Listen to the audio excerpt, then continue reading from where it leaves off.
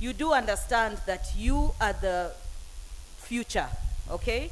And Africa is the future. We are headed very fast to be the first world. And we cannot do this without the youth and the power of the youth, and the youth embracing technology and innovation.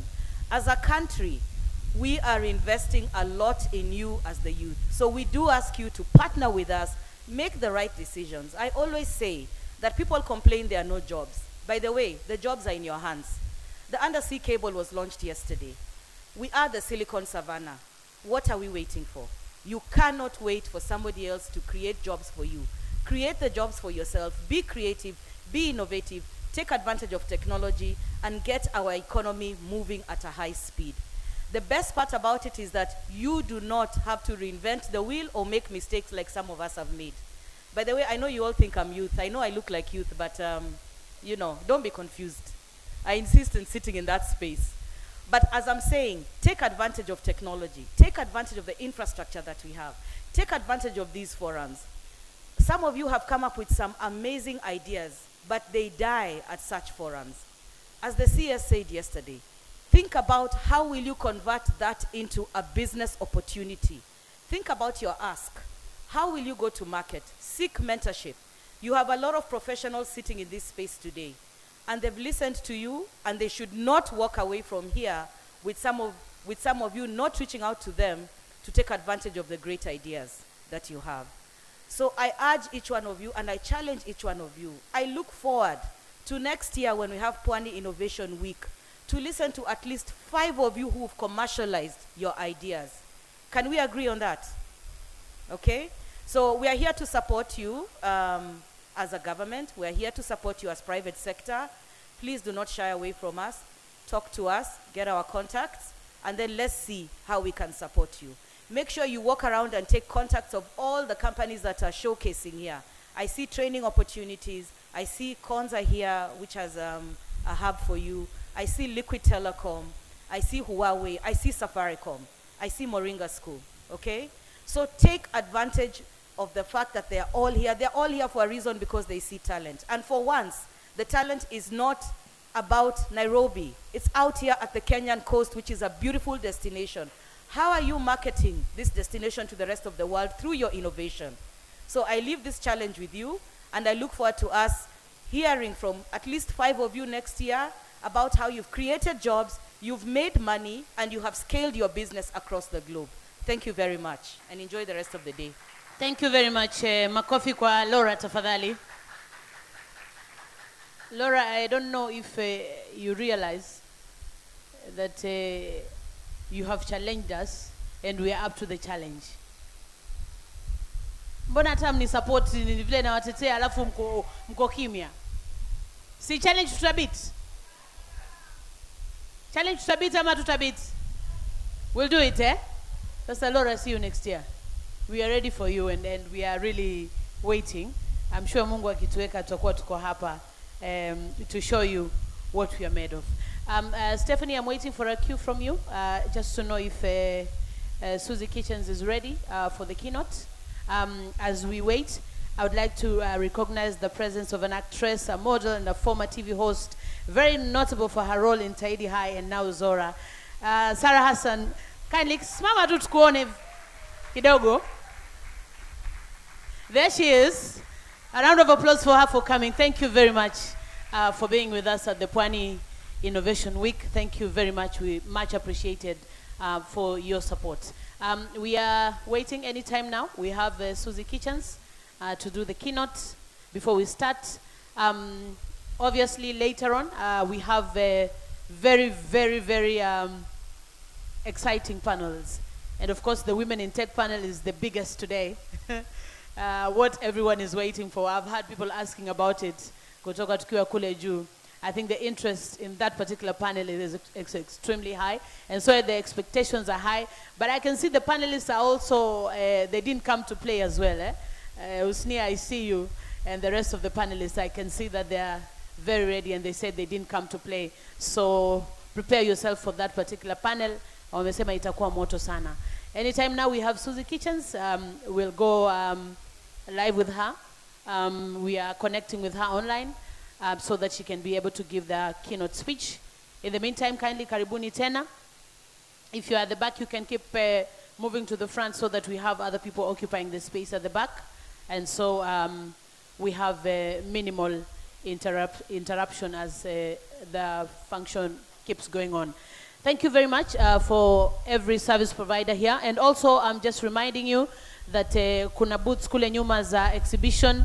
Kindly get some time and go pitie pale kwenye booth. You go and get as much information as you can, get the contacts that you need, and you're able to utilize them in the future. Usisahau kabisa kutembelea booth zile ziko kule nyuma, so that you can be able to have some gainful experience at the booths. I'd like to recognize the presence of Kas Nadia, who's just walking in. Karibu sana, Madam Kas. Thank you very much for joining us for the last 3 days. We cannot even say thank you enough, because that means so much to us that you're here every day with us. Thank you, thank you, thank you so much. Karibu sana, Madam Kas. Also, as are we ready now? Tito is telling me that you're ready. Okay. Thank you very much. Now over to Susie Kitchens for the keynote. Thank you.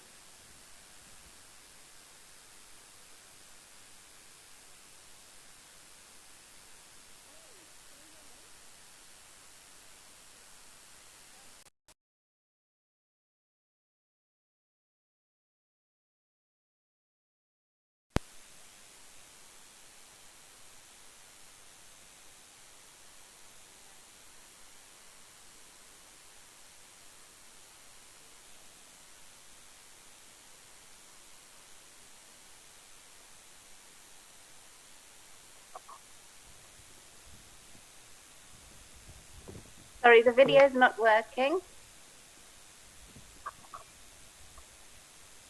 Did I just... Okay, thank you so much. And hello to Pwani Innovation Week. I'm delighted to be back with you. I've enjoyed this event for a number of years now. Sadly, this time just by voice and remotely from the UK. But thank you to Mahmoud and the Swahili Pot team, and of course to Michael Onyango, always for keeping me involved in your events. So I just want to take a few minutes to talk about the UK's approach to innovation and where we can find synergies with Kenya and the coastal region in particular. I was previously based at the British High Commission in Nairobi, where we enjoyed very productive relationships with entrepreneurship hubs around Kenya, and of course particularly in the coastal region, working on science, technology, innovation and creative issues. And I'm sure that you will all know Sheena from the UK Tech Hub and our High Commissioner Jane Marriott, who continue all this excellent work and take it to ever higher levels.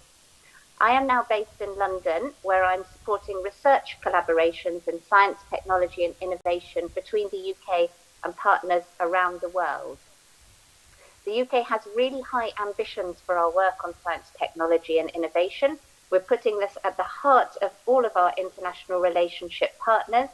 We are increasing our government investment in these partnerships, and we're working to make them all cross-disciplinary, using a model that I know is very familiar to you, where you bring together the creative and technology in such an effective way.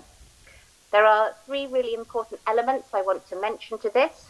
One is talent. It's so important that we are inclusive in this work. I love that you've already mentioned this morning, including people living with disabilities and the youth. And I know your next panel is around women in technology. That is so important. We must have a broad talent pipeline and work across. Most of all arts. Well, this is the 3rd edition, supposed to be the 5th, but because of COVID-19 and the restrictions that were posed by the government to curb its spread, therefore this is going to be our 5th edition. This event, Pwani Innovation Week, Pwani Innovation Week is an event that kick-started in 2018, and this is supposed to be its 5th edition, but it's its 3rd because of COVID-19.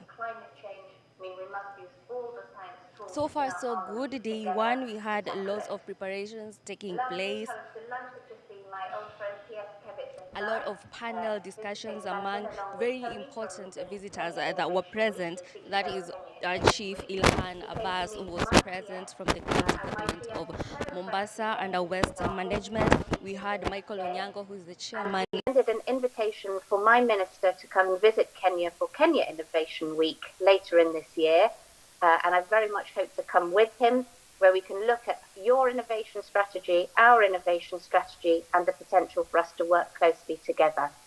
I hope that Pwani Innovation Week is an enjoyable and productive occasion. Congratulations on bringing so many people together to talk about these important issues. And I hope you'll continue to see the UK through the British High Commission and me based in London as friends of Pwani in your endeavours. Thank you.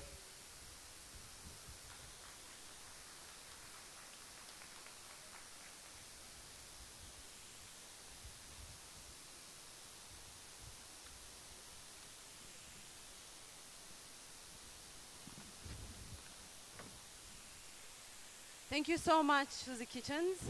She's played a very important role in Pwani Innovation Week since its inception in 2018. I would like to call upon the CEO for Takaful Insurance, Sumaya Hassan, to come and say one or two things. Karibu sana, naomba tumkaribishe. Ameondoka? Sumaya Hassan. Oh, she's on phone. Okay. I would like to call Dr. Mandi from the National Museum to come and say one or two words. We are in your grounds. We are honored. And thank you for giving us this space. Asante sana.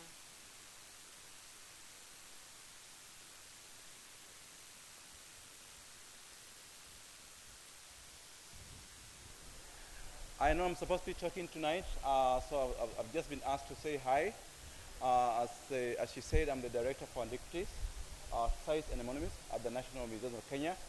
So in fact, I would say that we are the host of this wonderful event. And we're very happy to be the host of this great event. And for me, it's a learning day. And it's a day that I'm going to engage with so many top brains and wonderful people. And I look forward to having a wonderful day today. And later in the day, we'll be talking about heritage, which is very key to us as a nation. This country has so much in terms of our heritage, and we'll be talking about that later. But I'm just saying hi, and again, also karibuni, asante sana.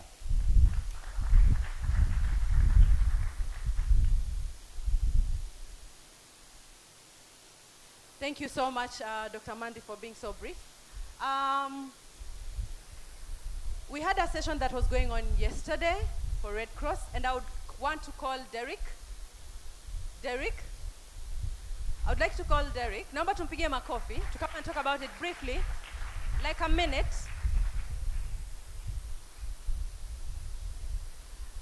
I need you to talk about what happened with Red Cross, what you've been doing, and what we are just about to do.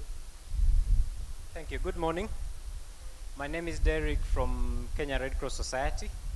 I manage an innovation facility that we have in Lamu called IOME 005. It's a prototyping and a fabrication space. It's also an incubation space for the youth. It's really a maker space. I think that's the word that most of us understand. So during that starting last week on Friday and Saturday, we did a hackathon. It just took 2 days. Very interesting hackathon. We were focusing on disability inclusion. And we had this hackathon with amazing, vibrant youth from Mombasa attending. We had about 6 teams made up of about 4 to 6 people. And yesterday we did pitching for these hackathons, for these teams. Several of them participated. They all came in to pitch their ideas before a very amazing group of judges. Some of you that attended were able to observe and listen into what was going on in that event. So very quickly, we just wanted to perhaps award them, to award the teams. The program was very short. It only got to a point where they came up with the idea and tested and proved the idea, but they haven't tested it very well. So they presented the ideas to the judges. The judges thought these are very interesting ideas.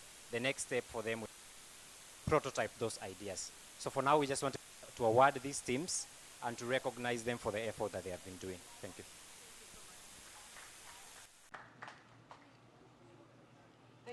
Good morning, ladies and gentlemen. Welcome to the third edition of Pwani Innovation Week. This is day 3. Now, it's all happening at Swahili Port Hub right here in Mombasa County, a community space that is interested in nurturing youths who are interested in matters, technology, innovation, and even arts. Now, allow me to give you a brief history of Pwani Innovation Week. It kickstarted in 2018, and this is supposed to be its 5th edition, but it is its third because COVID-19 in 2020 and in 2021, there was no event that took place. Therefore, this is its third edition. And because also of the restrictions that were imposed by the Ministry of Health, to curb the spread of coronavirus, that's where we are as at now. That's why this week is third week. Today being the third day, let me just give you also a brief recap of what happened. So far so good.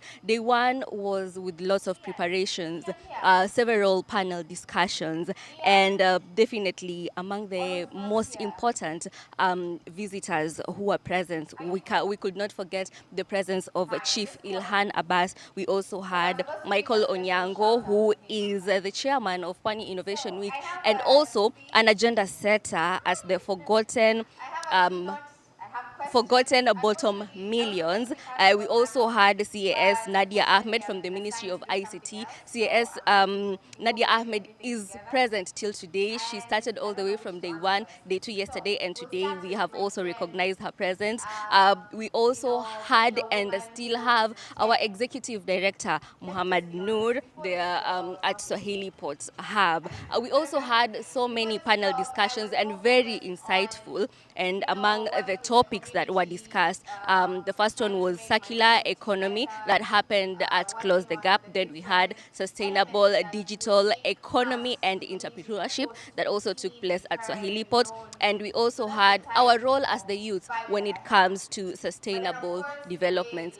Very insightful discussions took place with so many questions also that took place. Day 2, that was yesterday, it was the official launch of Pwani Innovation Week that was held and led by CS Cabinet Secretary Joseph Musheru of Ministry of ICT, Youth and Innovation.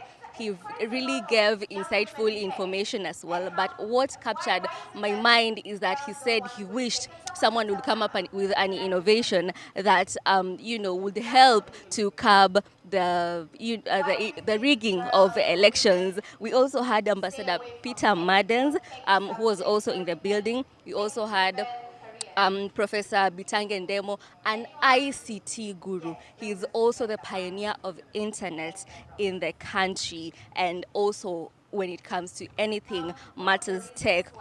Among the topics of discussions we had yesterday, this was really interesting, the 5G internet. A lot of its myths were demystified, and also we were told that it's a little bit pocket friendly. I hope that is good news for you. We also had the 5G internet and the digital economy opportunities and its challenges that were discussed. We also had the 4th industrial revolutions panel discussion that we also had. And lastly, that closed, the session of day 2 was climate action for sustainable growth.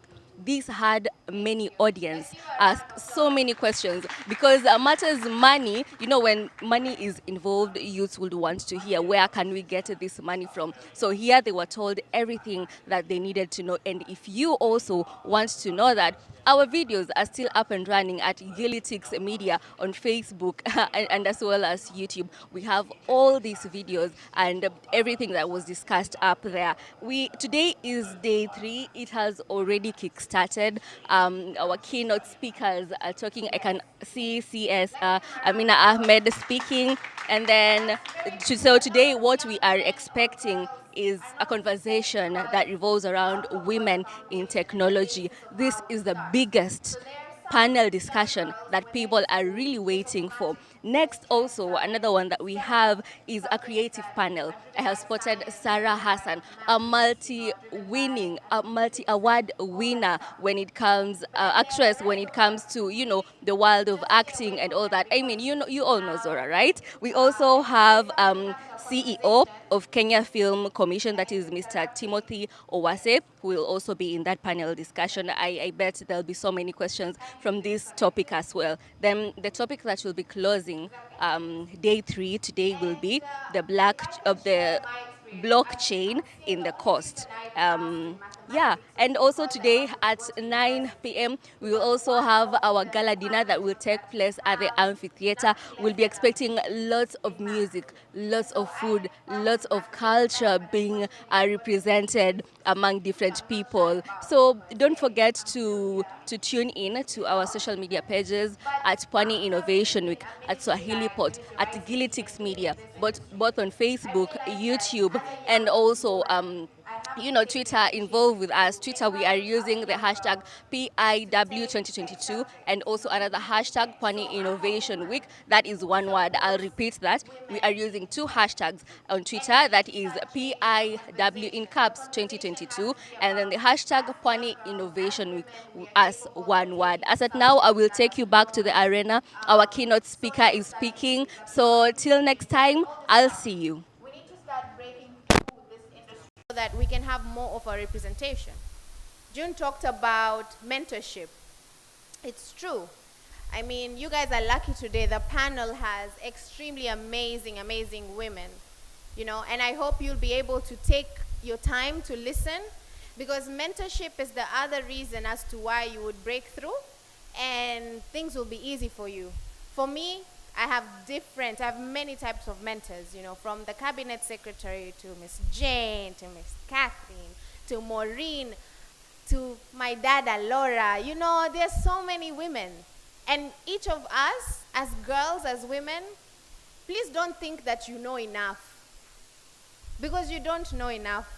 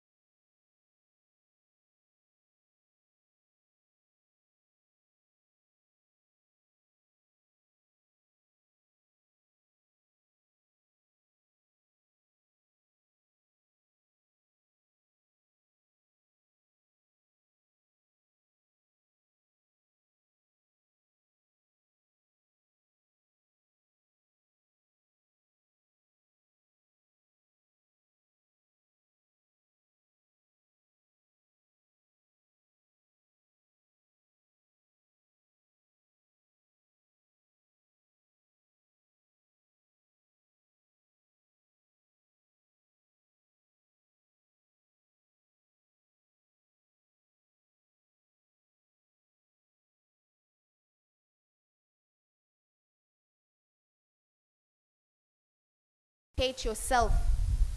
And you have to always know what is the next big thing, what is the next unique thing.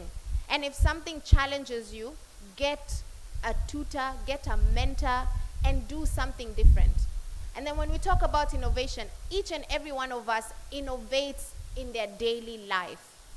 Because part of innovation is to really simplify certain issues or certain social systems that have been there to make them easier and adaptable to other people. Yani kuvumbua, saa nyingine tukivumbua vitu tunajaribu kusaidia jamii ama nchi yetu ifanye vitu kwa uwepesi na kwa uharaka, sio? Wangapi hawa ni hapa ni wavumbuzi? How many are innovators? Tell me about your innovation. The girl in the blue abaya, yeah, with a beautiful smile. Where is the mic? Mpatieni mic. And be confident when you speak. So tell me. Assalamu alaikum. Wa alaikum salam. Okay, I'm quite new on the tech, and this is a very important learning point for me. But in my field, which is pharmacy, recently I realized there's a big gap between educating people about drugs and everything. So I innovated a way, let me use innovation. I innovated a way in which I educate Swahili women on how to take care of their skin and be proud of their skin, and black is beauty, and to appreciate it and embrace it, and you don't have to bleed and kujikoroga na mikorogo and everything. Who else? I want to get like 3. Nani mwingine ataongea? Yes. Yes. Introduce yourself, your name. You never know, you might have an investor here. My name is Hafsa Abdulaziz from Mount Kenya University. Recently, yesterday actually, we were with the Red Cross Foundation and we came up with an idea to help the people living with disability.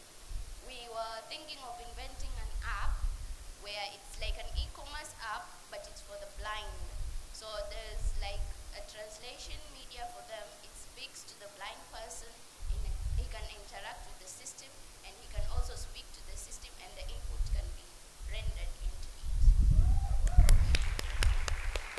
Can we have the last one, or there are 2? Okay, 2 more.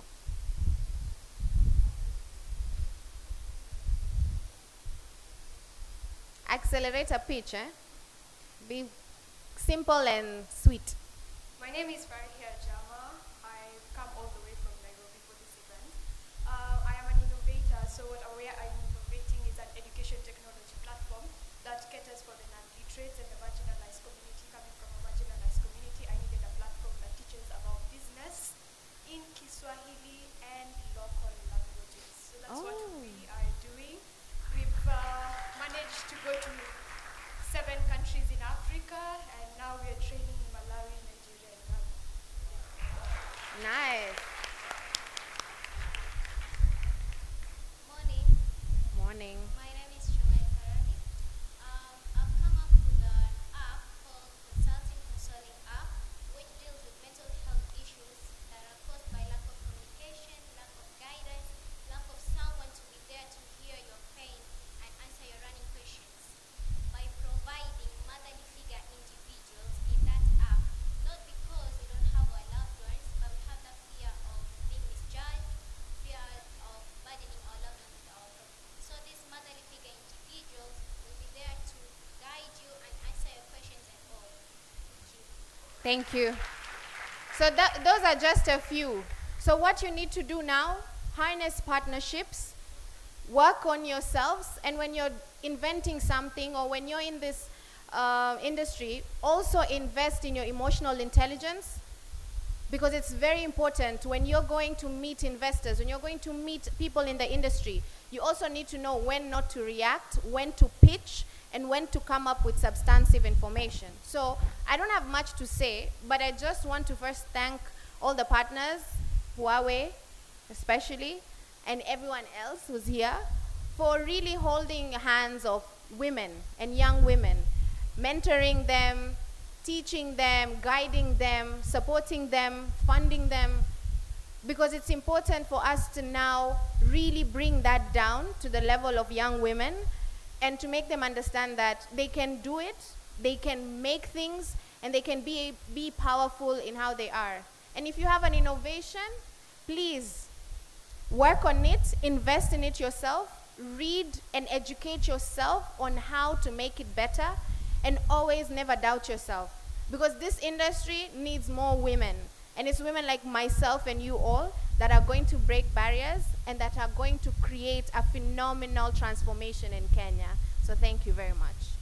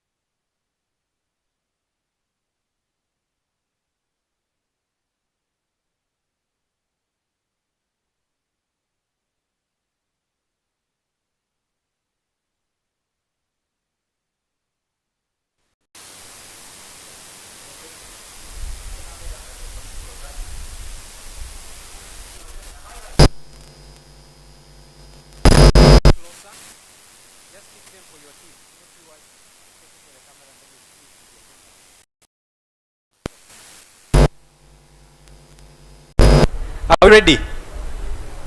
Congratulations. Let's cheer to them. Let's cheer to them. Thank you. Thank you so much. Thank you. Thank you. Thank you so much. I think that's covered.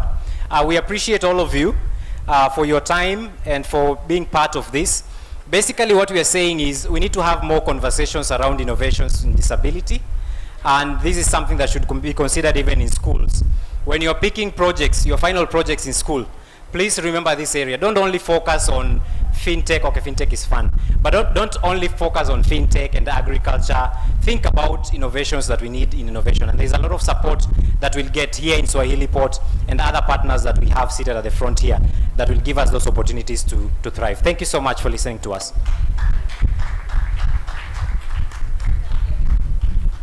Thank you very much for that. That was a very lovely session. Thank you also, Madam Kaz, for being kind enough to award the participants. At this point, without wasting so much time, I will go to the next session. And this session, I'll actually call upon Joan Nabusoba of Pwani Technologists to welcome and do an introduction of the Women in Tech session. And after that, of course, we'll have panel 1, which is about breaking barriers in the tech industry. So over to you. You can actually just go up and use the microphone up there. I'd like to ask the technical team, please, to fix all the microphones so that we can be able to use them during the sessions, because some of them are not picking. Kindly handle that. Joanne, over to you. Thank you very much. Thank you very much. Hamjambo nyote. It's an honor to meet you all. I know some of you are going to join us on Zoom. Thank you so much for joining us and taking time to join this session today. I want to recognize the presence of very remarkable ladies and gentlemen here. I'm from Pwani Technologists, Director of Professional Development and also the co-founder. And I want to celebrate all the women here because, as you can see, the panelists are people who have supported Pwani Technologists' work a lot. So without wasting time, I want to ask to welcome our Executive Director of Pwani Technologists, Ruth Caveke. She's going to join via Zoom. Kindly let me know if everything is ready. Everything is ready? Yeah, karibu sana. Thank you.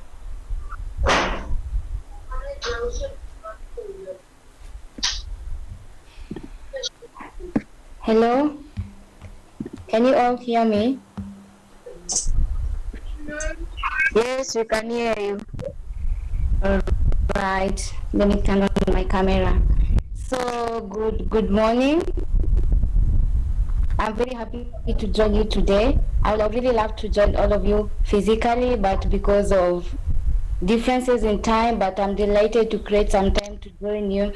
And I would like to take this time to thank Swahili Port for creating this platform whereby we are having remarkable panelists, we're having remarkable speakers who are coming in to share their wealth of experience, expertise, and these women are really passionate about empowering other young women and also other young girls to venture into technology. I've had the privilege of working with them personally, and I can tell you these are very remarkable women who always keep to their words.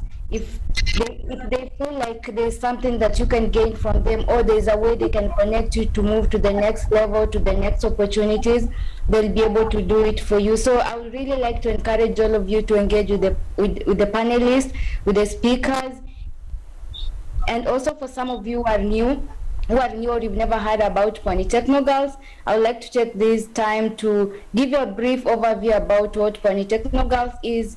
So Pwani Technologists, we are a women-led organization. It's co-founded by passionate women in technology. We are both web and mobile developers. So we are very passionate to train young women at the coastal region, and we are delighted, since even the topic about today is about leveraging opportunities during COVID-19. So even when the pandemic came, so many things was able to change, and it really changed how we are doing things. And this also gave us an opportunity to be able to expand across the country. So we've been running conduct training for young girls in Kenya, and I'm very happy to see some of you joining online. And it's also been a very good opportunity for the young women across the country to be able to learn and acquire these digital skills. And as an organization, we are very delighted to be able to co-host this session in partnership with other partners like Huawei, Safaricom, Women in Technology, Google, and also other partners. So I would like to end there by saying thank you everyone, and I'm really very happy to join you today. I hope you're going to have a very fruitful conversation, and feel free to ask as many questions as possible. I would like to take this time to welcome Mr. Mahmoud, the founder and CEO of Swahili Pot Hub Foundation, if he's available. I'll hand over to you. Then the session Joan will proceed with the session. Thank you so much. Hello, thank you. Thank you, Ruth. I don't know what time it is in the US. I'm sure we've woken you up very late. But I want to be very brief. In fact, somebody has just told me there, I don't know why, whether the person is a brand ambassador for Red Bull. She told me, can you get Red Bull? You look tired. Yeah, it is true, because we've not been sleeping a couple of days, so I will not speak much more. I just want to thank all of you. People in Mombasa know that I have more confidence in women. Wanaume poleni. And even for this country, I believe the day when we will be led by women, a lot of things will change. And one way is for you to step up. And stepping up starts from building a generation from a lower level. At the moment we have a crisis. Jen, nafikiri wewe tumeongea na wewe mara kadhaa. Hapa Mombasa wanawake wengi wamekuwa like liberated because they're actually doing a lot more. But we've forgotten the boy child. So now it's very difficult for them to synchronize because others have gone far and then the boy child ako nyuma. Hiyo ni discussion ya siku nyingine. For now I just want to thank Maureen. Maureen, if you can stand up. Maureen and Ruth, they are the ones who are putting everybody together. And you know, you are actually leading a team of your mentors. Because I know amongst your team, you have mentors that you are under, but you're actually coordinating them. And the mentors, I know there is Laura from Stepwise. We also serve with her in the Communications Authority Board. We have Jane. We have one of the most powerful women here. Probably later on she will be introduced. Nyote mnajua mnatumia internet, si ndio? World Wide Web. Sasa wenye hiyo kuna mmoja very senior yuko hapa. So at some point atakuja kuongea na nyinyi. And for you young girls who are here, I think the reason we are putting all these people together is for them to come and encourage you. And I also want to thank them because since the last couple of days we've been having people who are coming to support us, and I always tell them, and I think this is the 4th year, that they actually support themselves to come here and support you, because we also have a big team of volunteers here. So I wish you well. I will listen to the Women in Technology, and I hope at some very soon mchukue uongozi wa kila kitu. Hiyo ndio nafikiri Kenya itabadilika iwe nzuri zaidi. Asanteni sana.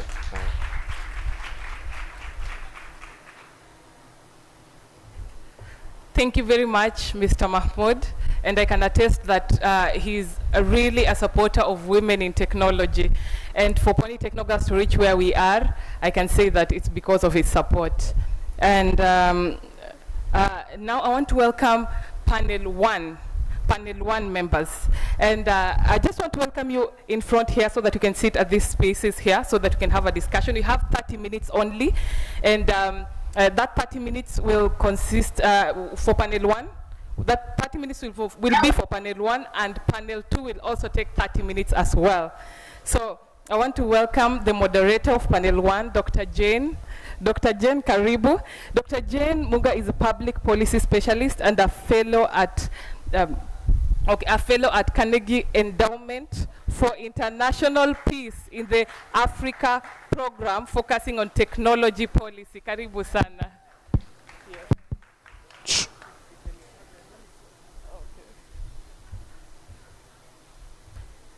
Okay, let us welcome another remarkable lady for panel 1, Dr. Jane Munga. Thank you.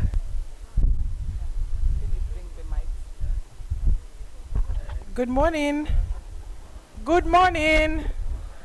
Can I request the technical team to assist us with microphones? We really want this to be an interactive session. I really like how Madam Cass has set the tone, so let's continue in that. So if we can be assisted with microphones. As we start the program, it's such an honor to be here, to be sitting in this great venue, overlooking Mombasa. Mombasa ni kuzuri nakwambia. I love it. I'm not from here. I'm from Nairobi and originally from Nyeri, where baridi ni mingi. Lakini hapa, nice. I love it. Anyway, so I'll be the moderator. My name is Jane Munga. I'm coming from a background. She's talked about where I'm transitioning to, Carnegie Endowment. Lakini mimi nimekuwa na serikali sana. Nimefanya katika wizara ya ICT. I'll try and ongea Kiswahili, but mine is not so good. Kama ya Nadia. But I've come from government, so I've been working a lot in policy. And we have been trying to set the stage. Na waziri ule alikuwa hapa, Waziri Matiang'i, with a body called the National Communication Secretariat. And for me as a woman, I'm always very keen also to support the women who have worked with me through this journey. And there are 2 women who I've seen in this room who I've worked with very well. And I want to recognize them because they don't know that I know I'm here. There's one called Beatrice. Just stand where you are, Beatrice, and wave to the crowd. And Tabi. Beatrice has done all our management in the office. Na Tabi ni mtu wa mahesabu. She keeps us on track. So for women, the first lesson, even as I moderate this session, remember who you're working with. Tutembee pamoja. This is a journey, we all need each other.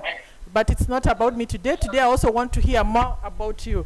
One of the things I really want to understand first, even I go to the panelists, is how many people here are under 30? Under 30, don't be shy. I wish I was there. I wish I can raise my hand. Under 30? No. Laura, we see you. Mungu anakuona. Under 30. So this is a majority. And the rest of us? I am proud of where I am. I am. Because today, panelists, I hope you have noticed this. We are talking to the next generation. The majority is here. So with my first question, I'm going to ask you to introduce yourself briefly. You have been defined as a woman who's been breaking barriers, especially even as we went through the COVID period. So introduce yourself. Tell us how this journey of breaking barriers has been. And as you speak to it, speak to the next generation. And how you want to speak to the next generation is tell me how, if you went back 10 years ago, what message would you give yourself? Because Nadia said that there are lessons we have to learn. So also tell us some of the things that you'd want yourself to know about 10 years. Okay, maybe for me it's 10, maybe some of it's 20. Laura. So you all have 3 minutes, please. Let's try, because we only have 30 minutes, so try and keep it. I'll start with our first guest from Google. Hello, hi everyone. My name is Alela, part of the developer relations team at Google, and what we do is empowering developers across sub-Saharan Africa who are keen on Google technologies, and also just trying to give them, upskilling them, because this is one of the things that's very relevant at the moment, just trying to ensure that if you're interested in tech, are we giving you? So this is by training you, providing mentorship, and also just communities that you can leverage on. I've been asked for 10 years. 10 years ago I was 16, so I don't know which answer to give you. But I'd probably give myself communities and support from other developers, identifying what exactly I was interested in, and also not just giving up. I guess one of the things, I'd like to give Michael a shout out, is one of the hackathons I attended, and I had this crazy idea, and he kept on telling me, what's the progress, or how far are you gone? So just realizing exactly, even as a woman in tech, let nobody tell you you're there to create communities like Android 254, Technovation, and things like that really helped come a long way. And also the need for a mentor and looking at men as allies and a support system and not as rivals when it comes to this journey of women in tech. Reason being, we are to grow as an ecosystem and we cannot grow as individuals alone. Yeah.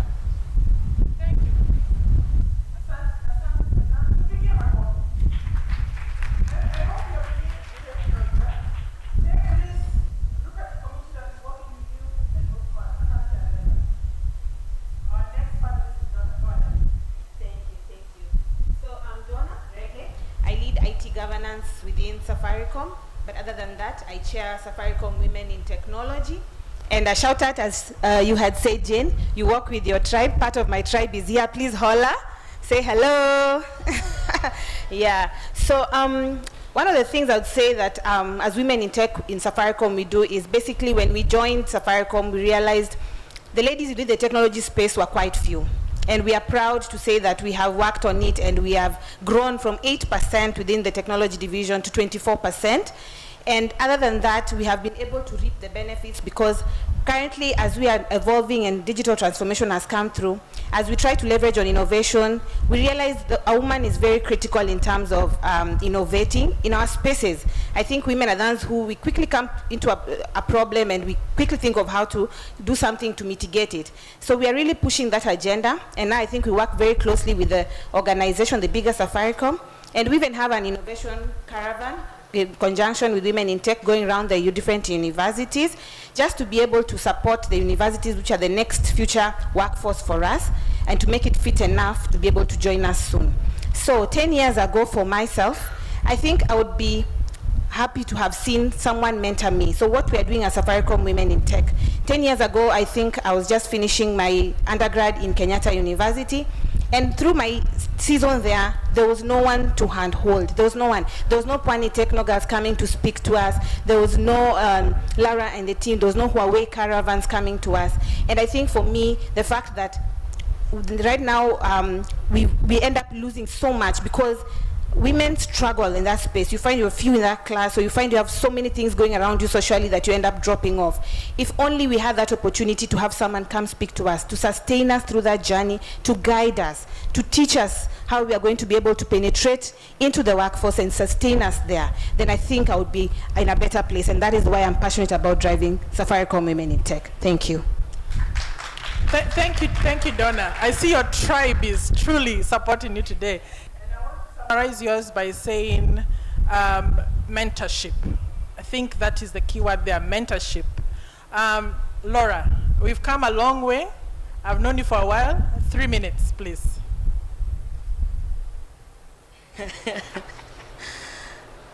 You young ladies have given us pressure. Nice to meet you, Donna, at last, finally. So my name is Laura Chite. I'm a champion in women in tech. I am not a technology person by training, believe it or not. I'm an economist, but I've always been passionate about technology. Currently, as mentioned in my bio, I work for an organization known as Stepwise, where we work with the underprivileged in our communities with regards to training, placing them in jobs, or absorbing them as an organization, or helping them take off with their business ideas with regards to innovation. I am the founder of a Women in IT leadership program called Hanovation, which focuses on women in technology. And for me, the reason why I started this organization is because 5.5 years ago, when I got my role as the CEO of CIO East Africa, I realized there were very few women in technology who are in senior positions, and that really bothered me. And it's not that they were not in senior positions. What was even worse is that they were shy. They were not comfortable to step up and talk about some of the amazing things they're doing within their organizations. Have you ever sat in a meeting where you're trying to express yourselves, and then nothing personal to the gentleman, but a gentleman picks up your statement and says what she means to say? There's nothing as irritating as that, because it means you are unable to express yourself. So why have they taken off with your narrative? And it is your personal narrative. So 3 things that Women in IT leadership focuses on: innovation. 1, mentorship. So, Donna, we still need to talk. 2, networking. When do women in technology get the opportunity to network with each other and support each other? And when I talk about networking, I'm talking about whether you're a senior lady or a junior lady. When we get to the networking opportunities, the floor is the same. It doesn't matter who you are. You learn from your junior, the junior learns from the senior. We create an equal playing ground. And finally, soft skills. Our biggest issue as women. Culturally, we do not know it, but the way we are brought up, we are not supposed to speak loudly where men are. We are not supposed to express ourselves. We are not supposed to be seen. And we don't realize it, but it is in our minds. Okay?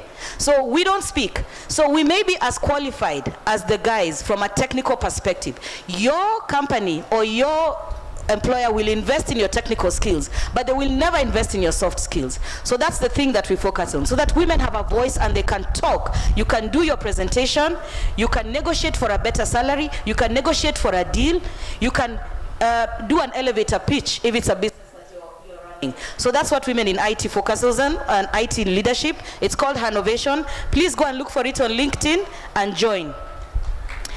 What would I have done 10 years back? Those who wanted to clap, go ahead. Please clap. Please. What would I have done 10 years back? And I'm not going to reveal my age.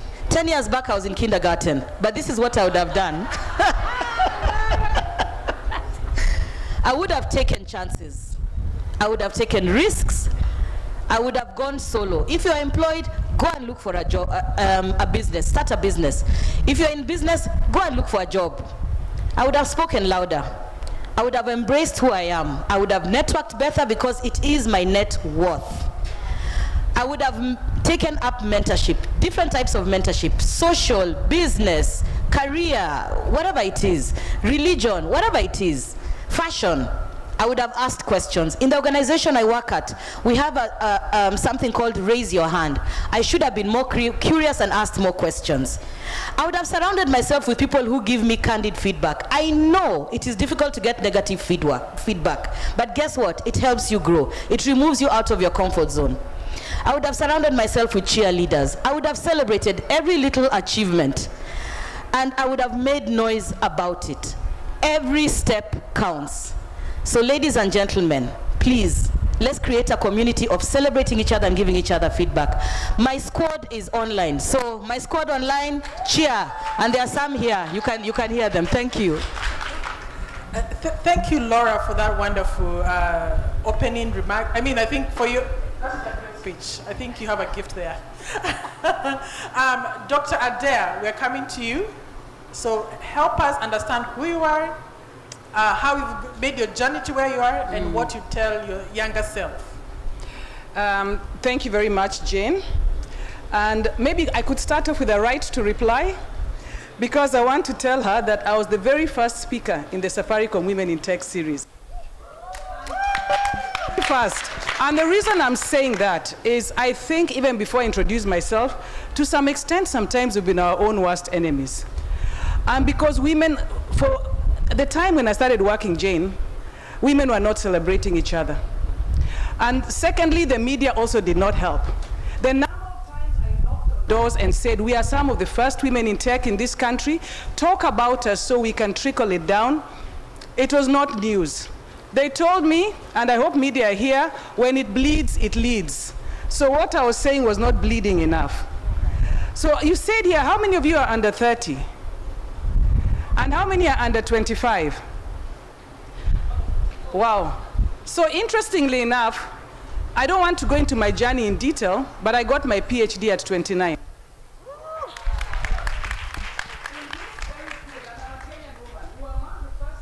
About 7 of us who used to call ourselves women in tech. And I did it purposefully. I started off in school here. And in university, I think we were 2 women in my class, in Moore University, and a few men. But I decided I was going to be the best. So you don't apologize for it, and look at where you want to go. So getting my PhD at 29 was work that I purposefully did. And that's why sometimes you guys are lucky. You are in a generation where there is so much social media, there's so many ways to engage. So you're able to see this. I see the media writing, first woman to get, I don't know, a PhD at 29 the other day in mathematics. I got mine at 29 in 1997. So when I look back, my name is Adair. Let me introduce myself. I'm the Global Director of Research at the World Wide Web Foundation. So if you know the World Wide Web Foundation, how many know when the web was founded? And who founded the web? You call yourselves tech. Who founded the web and when was the web created? No. The World Wide Web.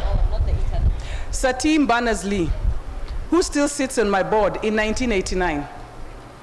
And my office is in Washington, but this is now what I want to tell you about COVID.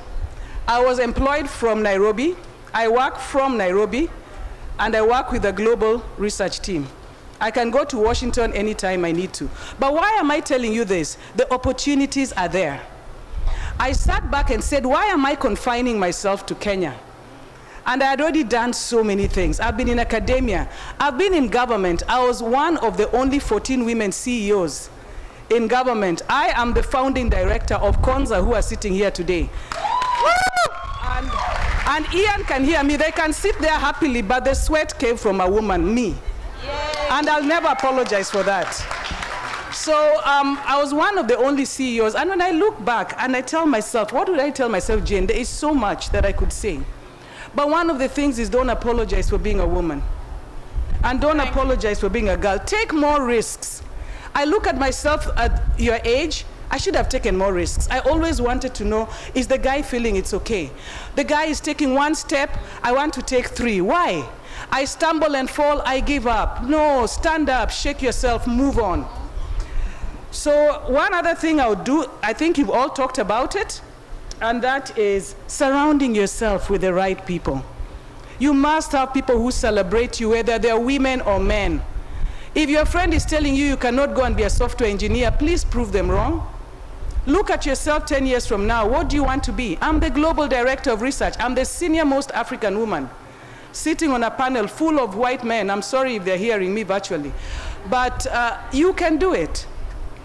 And then the one other thing I would like you to think about is set goals that are ambitious.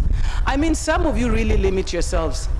In my application letters, I always end up with the only real limits we set on ourselves are those we set on ourselves. Those are the only limits. If you believe that you can get that job, I saw the job advert and it wrote US citizen, or do you have a work permit for the UK? Do you have a work permit for the US? I said, like, this job looks like me. I'm applying anyway. What is the most they'll tell you? Yes or no? They told me yes. Can we have a conversation? Here I'm sitting today. So don't give up. Just believe in yourself. And finally, be real. And the reason why I'm telling many of you to be real, many of you even work in our offices and you try to impress us. So the other day I was in Microsoft. Microsoft launched, what was it? Microsoft Africa. There's a young lady who was trying to explain to her, I'm sorry if you're listening to me virtually. She was trying to explain her product. She struggled. Then I asked her, what are you more comfortable explaining in? She said Kiswahili. I said, explain it in what you want. Why are you trying to impress these Wazungus? We will translate it. Be proud of who you are. And be real. So the last one of being real is also a real story. When you're applying for something, just say who you are. Don't limit yourself, but come out there and give your best. So I was telling them this morning about a guy who wrote on his CV that he plays the piano in his what? In his spare time. He got the job. And the first thing the CEO asked, during their lunchtime, will you play the piano? The guy was praying somebody can break his fingers. Be real. Thank you. Another hand for Dr. Adair. Ladies and gentlemen, you're hearing these inspirational voices. I want to come to the audience because we want to interact with you. I want to get an opportunity to ask any of these ladies these questions. But before we do that, there's something that, if the tech team can help me with that, there's something that I have really liked all the ladies have challenged us. First, I can summarize it in one question. Do you know yourself? Unajijua? Then answer it for yourself. Know yourself. And don't let anybody limit you. I like what Dr. Adair has said, that even as she applied for position, she didn't see the limitations. Unfortunately, women, it's statistically shown that most women will not apply for the job unless they qualify for everything on that list. You know what, men, I think the statistics for men is like 20, huh? 2 out of 10. But women will go to the list and do 10 out of 10. I am speaking this as someone who has done that personally. I will go look at the job and say, this one I don't qualify. And then another sister will come, and that's important of having this crowd to support you, tell you, Jane, this is your job. What are you talking about? So know yourself and believe in yourself. Everything that you can do it. And we are here to tell you that it is possible. So I'm coming to the crowd now. Nataka maswali. Or I'll continue asking them questions. Or even online. I was told online there are people who have questions. But nataka kuona nani yako hapo na swali. Wacha nisimame basi. There's a gentleman. Ladies, it's okay. They support us. Let the gentleman go. Please, there's a lady here. If you can just come here so we can have a microphone to serve you, because we would like to hear what you're saying. Now, sema jina yako alafu tuambie swali yako tafadhali. Please come. We still have. I'll take about 3, then we can give it back to the panelists. So endelea.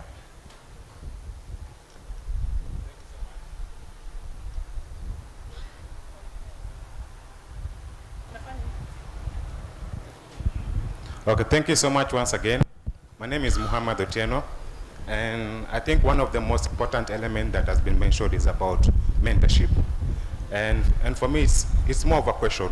Since you ladies have now grown and you can visualize so many things, and I think this is the best advice or maybe the best answer you can give to the youths. We've been talking about mentorship, but we youths don't know how to pick our mentors. Let the truth be told. We really don't know how to pick our mentors. So I believe you guys also have mentors, but what is the best advice you can give to the youth, especially on how to pick mentors? Because mentorship is so wide. But I think we as youth have been taking it as a light word. So mentorship. Yeah. Do you have in particular anyone who would want to answer that question? Anyone that is comfortable with the question. Thank you, Mohammed. Twashukuru. Dada, tafadhali.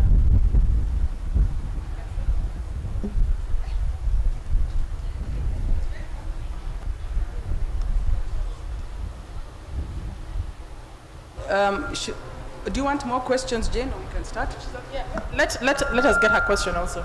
Thank you so much for giving me this opportunity, and I'm so happy to be with you guys. My question is for the Women in Tech, Safaricom. I attended a Women in Tech event in Nairobi, Michael Joseph House, when Janet was the speaker, the one for Property Show. So when I came to Mombasa because I was in Nairobi because of my studies. I came to realize that we don't have that in Mombasa, and I think it will be good if we have such events for the women in tech, so that it can empower the ladies in Mombasa also. And I also got mentored over there with the speaker then. So it will be also a good opportunity for the women here in Mombasa to get mentors and to have that circle that you're telling us to have for people who are relating to us and who can motivate us also to be our greatest cheerleaders. Thank you. Thank you very much. Any other questions? The people online?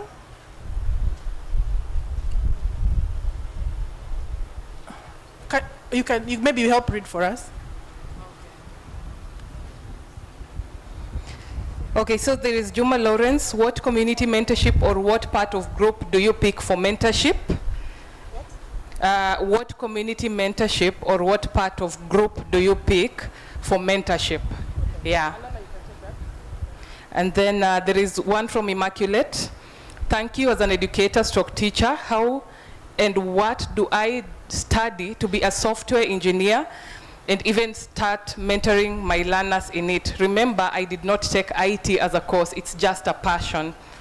And then the last one is from Juma Lawrence again. How frequently is the mentorship program being done?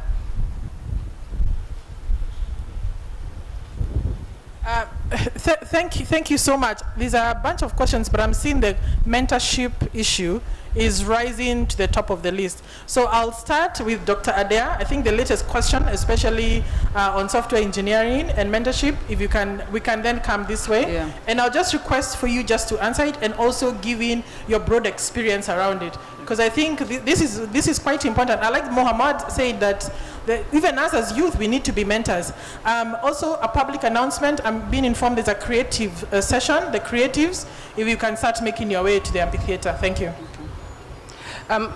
Thank you very much, Jane. Actually, I was itching to answer the question of mentorship. And I'll be very, very honest, very, very honest, Jane. You know, you can only mentor somebody who wants to be mentored as well. Some of the challenges I've faced, and I'm a mentor to many, and she knows, I mentor people, and most of the requests I get from the US, other parts of Africa, or even here through universities or through parents. Can you mentor my daughter? I ask, how old is she? 23. Give her my email address. Then I'm the one who starts following you. I'm supposed to be mentoring you. I'm supposed to be mentoring you. Mentorship also comes from wanting to be mentored. But also the other thing is availability, knowing who the potential mentors are. We are there. And this one I want to challenge Safaricom. I'm sorry I have to actually look at you directly. Because we started the Safaricom Women in Tech. And one of the hopes that we had is as the women come there, you put them there and say these are potential mentors to be able to assist. Then the young lady who's asking there, who came 10 years later when I had left, would be able to know what she wants to do and how we can assist her. The mentors are there, but you also have to want to be mentored. It's very hard to mentor somebody as a favor to somebody else. And then on the issue of software engineer, she's a teacher. Can I tell you one of the best ways to do is even the sorry to use this, but it's software engineer for dummies in a sense. You go to, the universities have a lot of, like Strathmore has a lot of free things during the holidays, where they just call you to come and get some experience and they understand what you want, and they can then even partner you with some of the guys who are very strong. So you don't have to be in that particular area, but you must be, my young people in the organization say you must be woke. You must be able to know exactly where the opportunities are. So look out, especially during holidays, you see these coding camps, you see this, just go there. You don't have to be a specialist. By the way, I even go for financial training for I don't know what, and I have zero background. I'm just curious. Just start off by being curious. You'll be fine. Thank you, Nyake. Laura? Okay, so I'll also start with the mentorship, and I'll just pick up a little bit from what Dr. Adair said here. You know, mentorship, there's something called reverse mentorship. If I'm going to mentor you, I should be able to learn something back from you. So what are you bringing to the table? It cannot end up being another heavy job, okay? You must prepare for your mentorship session, which is normally a big issue. As Dr. Adair said, you end up chasing your mentee. You end up asking your mentee, have you done, our next session is coming, have you done? That cannot work. I'll tell you, I will never pick you up as a mentee. If I realize it's another job for me, I will not do it because I have 50 things to do on my table. Be proactive and reach out. And then the other thing around mentorship is that you must learn how to pay it forward. Let's say I'm being mentored by Dr. Adair. I must make sure I mentor her, Donna. Okay? We must pay it forward. It has to be a chain that continues. You can't just be selfish and keep that information to yourself. Okay? Then for those who are dying urgently right now to get into a mentorship program, there's a global program Hanovation has partnered with called WENTers, which is mentorship for women. Okay? When you go into that global platform, you sign up. They'll actually do you'll do an online test, and they will match you with the right mentor, or they will make you a mentor. Okay? And the good thing is you will be mentored by somebody globally, or you will mentor somebody globally, which is a great challenge for many of us. We need to stop operating in this fishbowl mentality. The fishbowl mentality has to stop. Expand your horizons. There's so much going on. And especially because we're in a global, we're in the technology world. So it flattens the curve. As Dr. Adair said, she applied for a job in DC. Look at her. Now, talking about software engineering, as I said, I'm not a technical person. I'm an economist by training. Yeah? And as an economist by training, I developed a passion for technology. And this is how I am in technology. I immersed myself in that space. I read about it, I did research, I talked to people, I became fearless, all right? And I went and I did some practical stuff online. I do not have a certification in tech, by the way. But ask me anything about technology today, I will speak like the #1 expert. Thank you. Thank you, Laura. We have more in common than you know. I'm also an economist. And I remember my first job in tech, what I would do, I would go to meetings, I hear words. The first time I had the word spectrum, I went that evening, I would write names, all those technologies, Jioni, Nasoma. So it's immersing yourself. If you have a passion, do it. And then immerse yourself with those who are experts in that field. Our time is almost up, but we have Donna and Alala, and I want to also come back to the audience. So Donna, if you can give us, a lot has been said about the Women in Technology program at Safaricom, but also kindly let us also know how the initiative is going and how it is supporting young women in this space. Thank you. Thank you, Dr. Jen. So for Women in Tech, thank you for the challenge. I think also just because of COVID, now we are a bit virtual. So I think we need to expand our reach. And yes, we will come to Mombasa soon and very soon. And we will make sure that we are able to feed into our audience that is waiting for us here. So that's a good challenge received, and we will action on it. Then on mentorship, maybe from a younger space or a younger angle, I think mentorship needs to be demystified. For me, I struggle with the fact that when you ask a young person to get mentors, they think you have to have been a person with a title to be their mentor. Well, personally, from my own experience, my first ever mentor was a lady who, when I was changing roles from one role to the other, she criticized me. She was actually my immediate boss at that time, and it was negative criticism. At that time, I took it as negative, but it was actually very positive. When I went to the next role, still within the same organization, I had time just to reflect. And that is where self-awareness is key, as all my panelists have said. When I looked back, I said, this is someone who had good interests for me. And I made her my mentor. So she doesn't have she's someone out there looking at the best interests for me. My other personal board of directors comprises of men. Thank you. Comprises of men and women. Luckily for me, my board of directors is of young people. Some of them are my peers, but I consider them having my back or having valuable insights based on their experiences. So you don't have to have a mentor who has any title or rank. Basically, a mentor is someone who is able to guide you, give you feedback, and actually interact and share things with you to help you grow. So don't look at titles. Number 2, other than mentors who we also work with, there is Global Give Back Circle. I am a mentor with them. It's quite unfortunate, the other day I had a mentee, and this is feedback that I also gave. When you're a mentee, please make time. Tech team,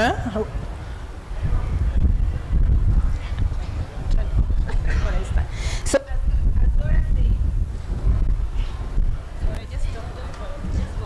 Hello.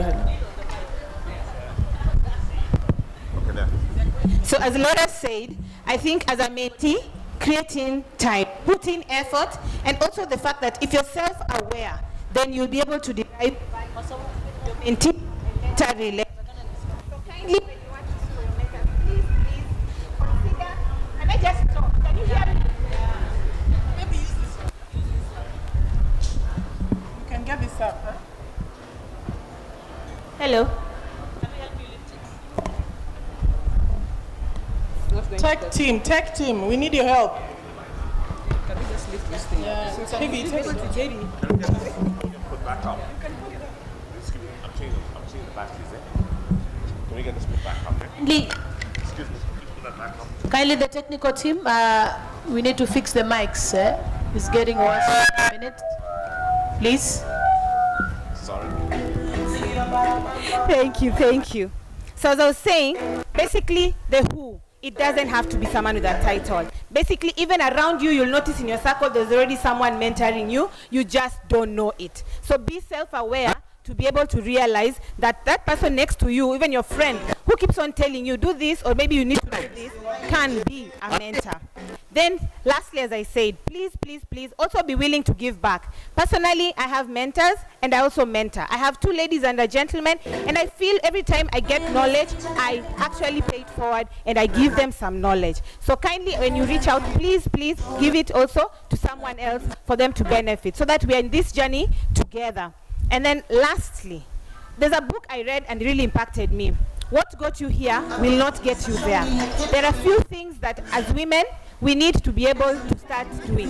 One, do not underclaim your achievements. Laura said it. Please sing it out, yeah? When you're being mentored and it has made you achieve something, please, please sing it out. And also other than that, Tech team, please help us manage the microphones and the background noise. I think that these speakers are now picking up what is going on up there. We are winding up. I hope this is not a message. No, it's okay. You can proceed. And I think also the wind is causing a bit of interruption in the frequency. Kindly bear with us, please. Thank you. Okay, and so as I finish, overvaluing expertise. When at times you're given a role, you're not given a role because you are an expert in that role. There's something else you're bringing to the table. I had a conversation with a friend as I was traveling to Mombasa, and she's struggling with a role in Denmark because she's thinking it's a finance role and she's not having a finance background. And she's really trying to get as much knowledge as she can about it, forgetting to do the role. Well, remember, she was actually chosen for that role because of her leadership skills and not her expertise. So please, please don't overvalue expertise. Balance everything. Thank you. Thank you very much.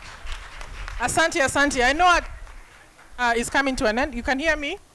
Yeah. Okay. So, Alela, in 1 minute, if you can. Oh, you know Michael well. Or all of you know him. Sawa, then wait. So, ladies and gentlemen, first of all, let's give a proper round of applause to all these women.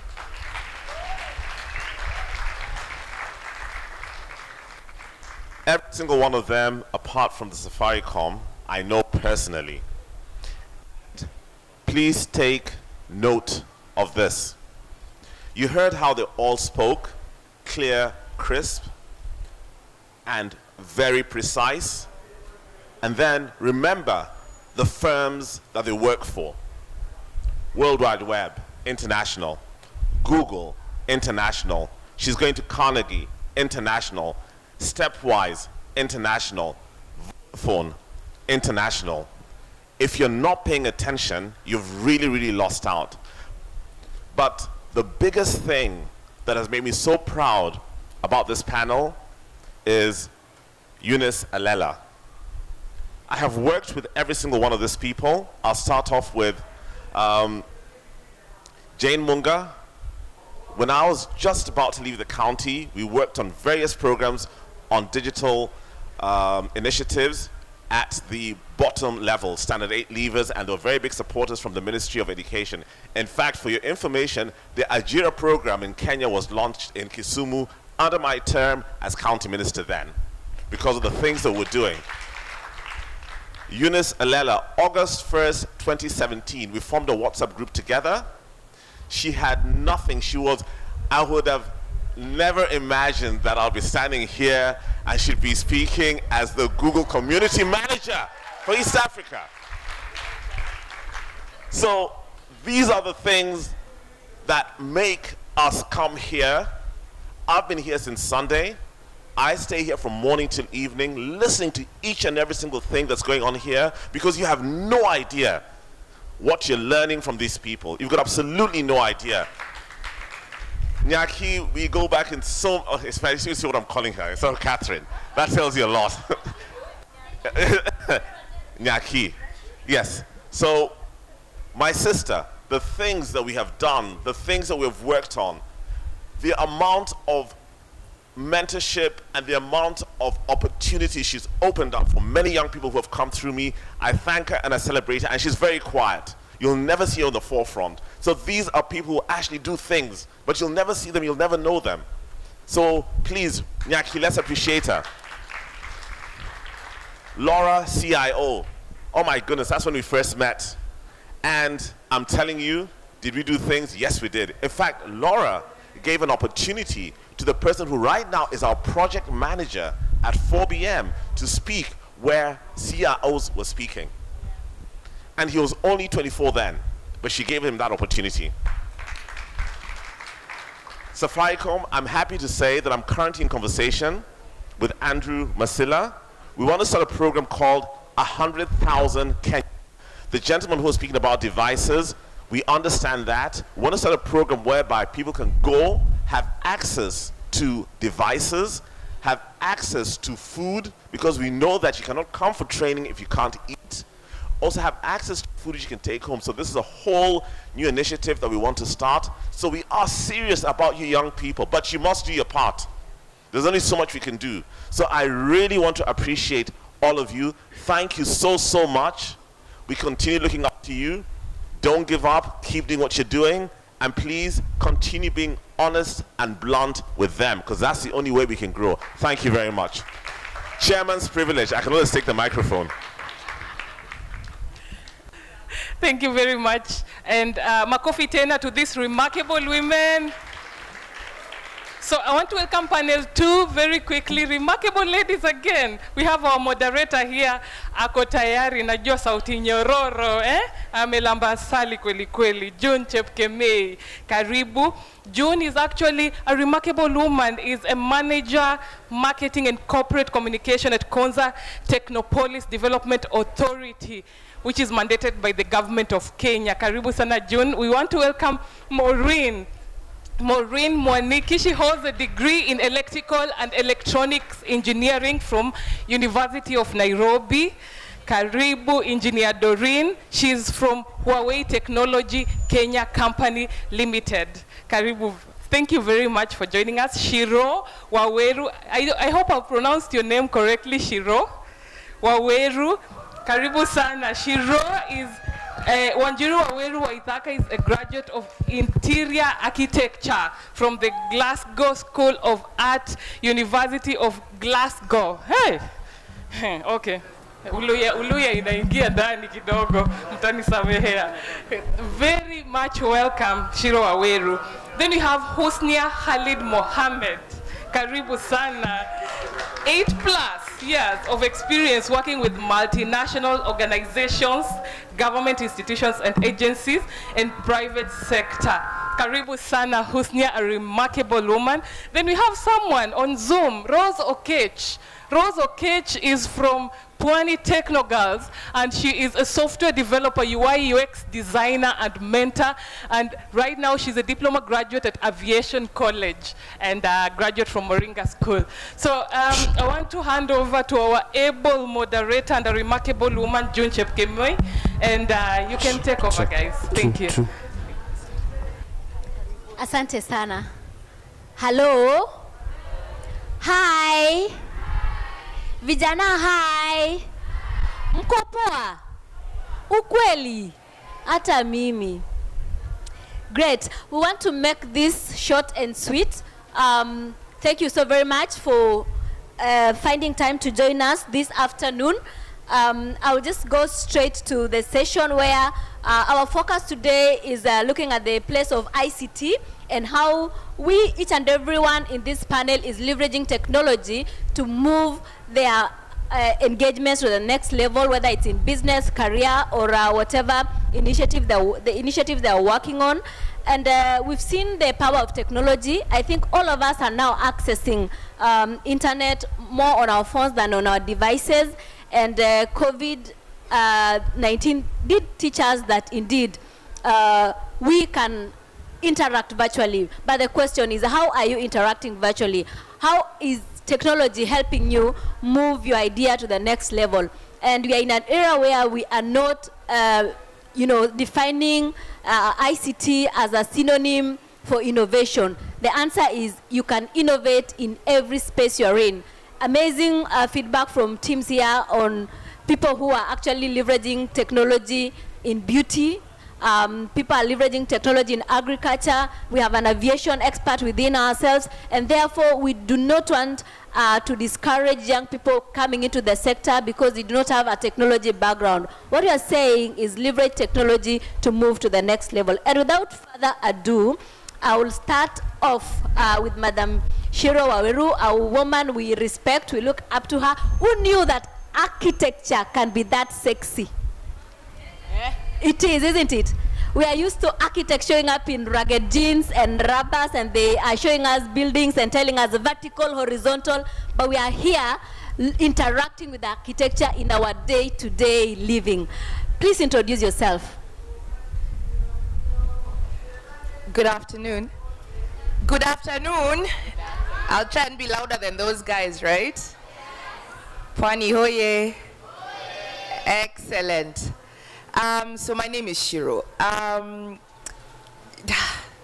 really hate introducing myself because it sounds like somebody else. However, I'm happy to be here. I absolutely love the coast, even though I'm melting, but it will help me lose some weight. So I'm an interior architect, different from exterior, but that's not the point. Dear Pwani Innovation Week, why are the chairs not made by these amazing youth here today? How many of you know carpentry or metalwork? Excellent. One lady, two. We are 3 of us. 4. Do you know what I do every day? I'm a carpenter. Yes, I did design. Me, I don't know mathematics, but for sure, to make a chair balance, there's mathematics. True? I mean, I don't have PhD, those things, but I have blisters on my hands from working with my hands. Because if we did not make the chairs you're sitting on, mungeka wapi?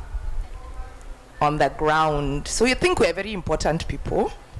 If we didn't do chuma work, these legs of these chairs, simungeko meanguka. How important are we? Why am I saying this? So I actually do carpentry. So I studied interior architecture, and then I went and studied carpentry. Because to design something, you need to learn how to make it. When we talk about technology, please put up your hand if you're holding a phone. Please put up your hand if you're wearing clothes, shoes, if you have a handbag, if you're wearing a watch, if you have glasses. Put up your hands, I can't see. What are those? Products.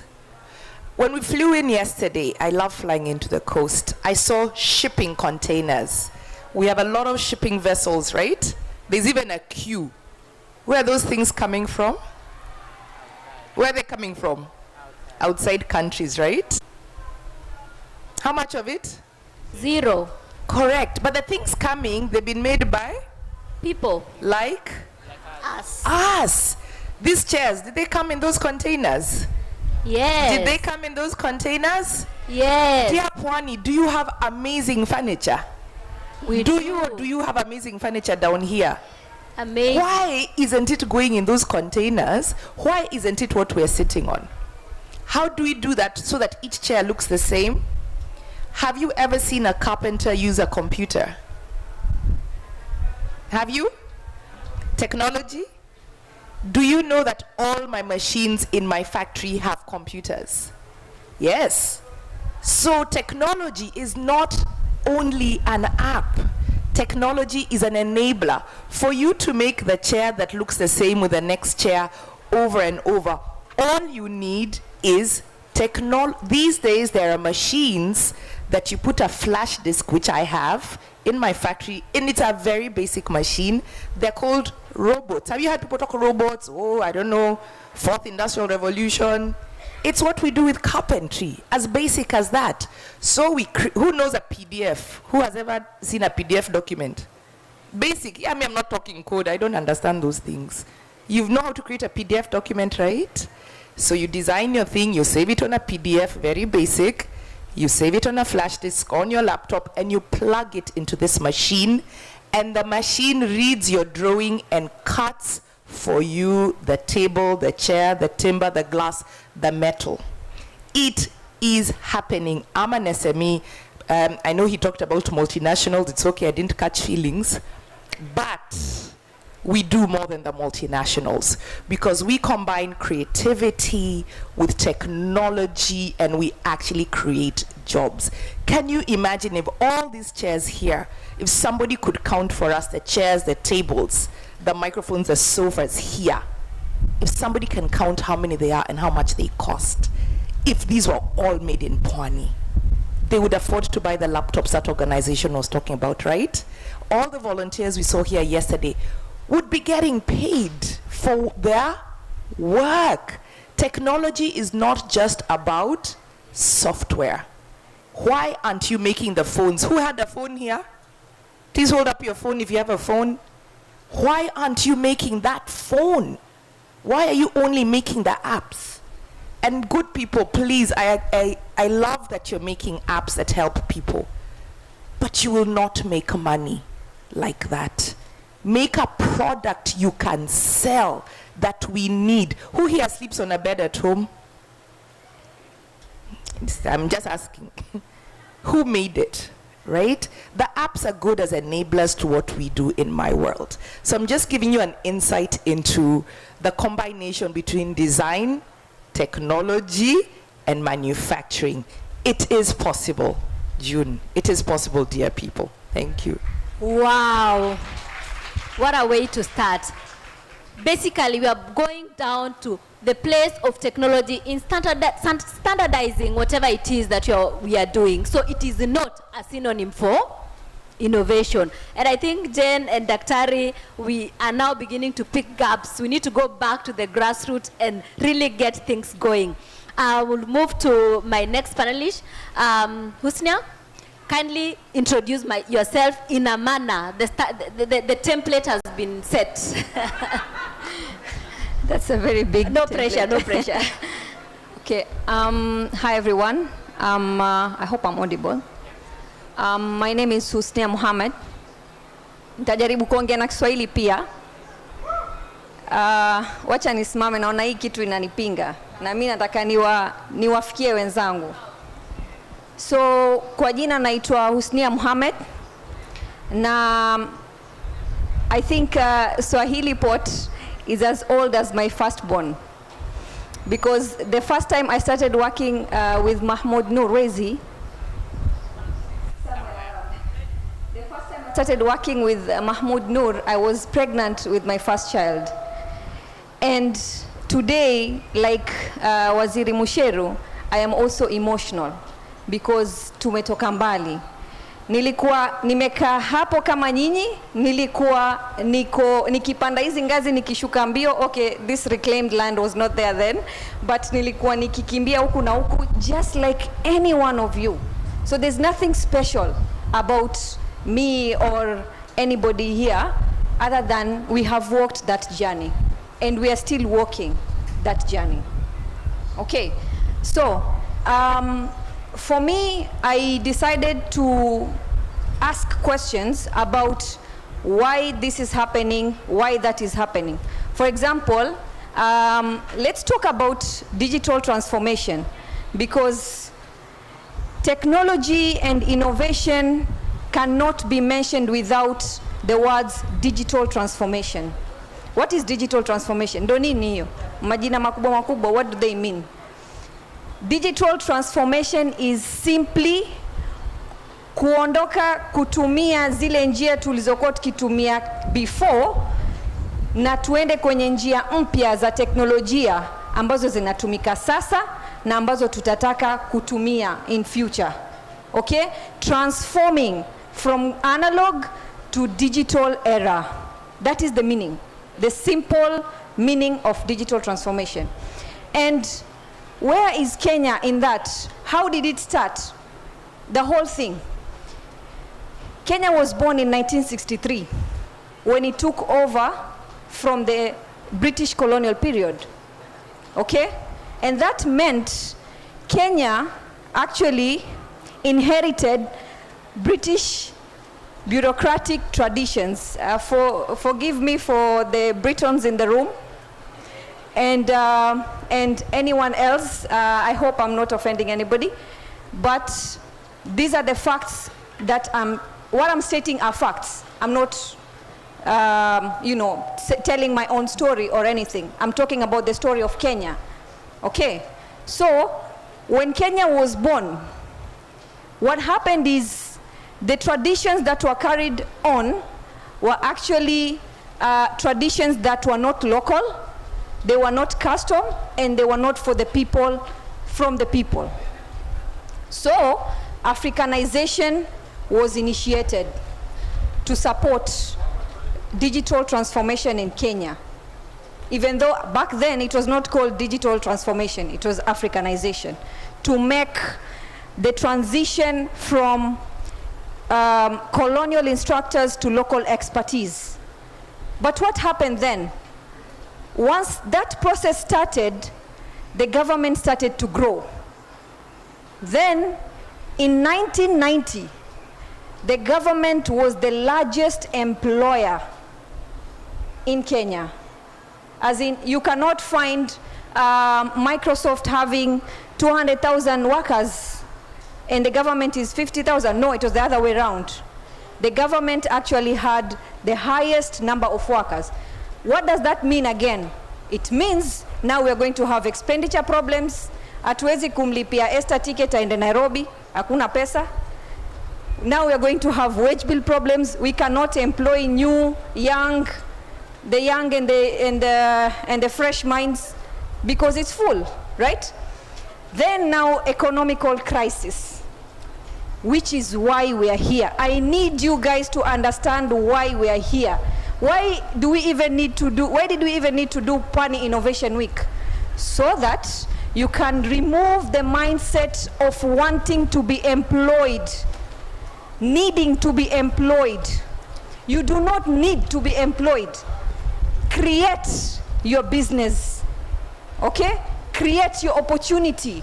Like she said, build your table, build your chair, build your bed so that you have a place to sleep and it's not tied to anybody. You have a place to sit and it's not tied to anybody. And you have a place to eat, to talk, to do whatever you want to do. And it's not tied to anybody because you've done it yourself, okay? So, I think I was supposed to introduce myself, and I just went on and on. Which is great. I mean, you have set the tone.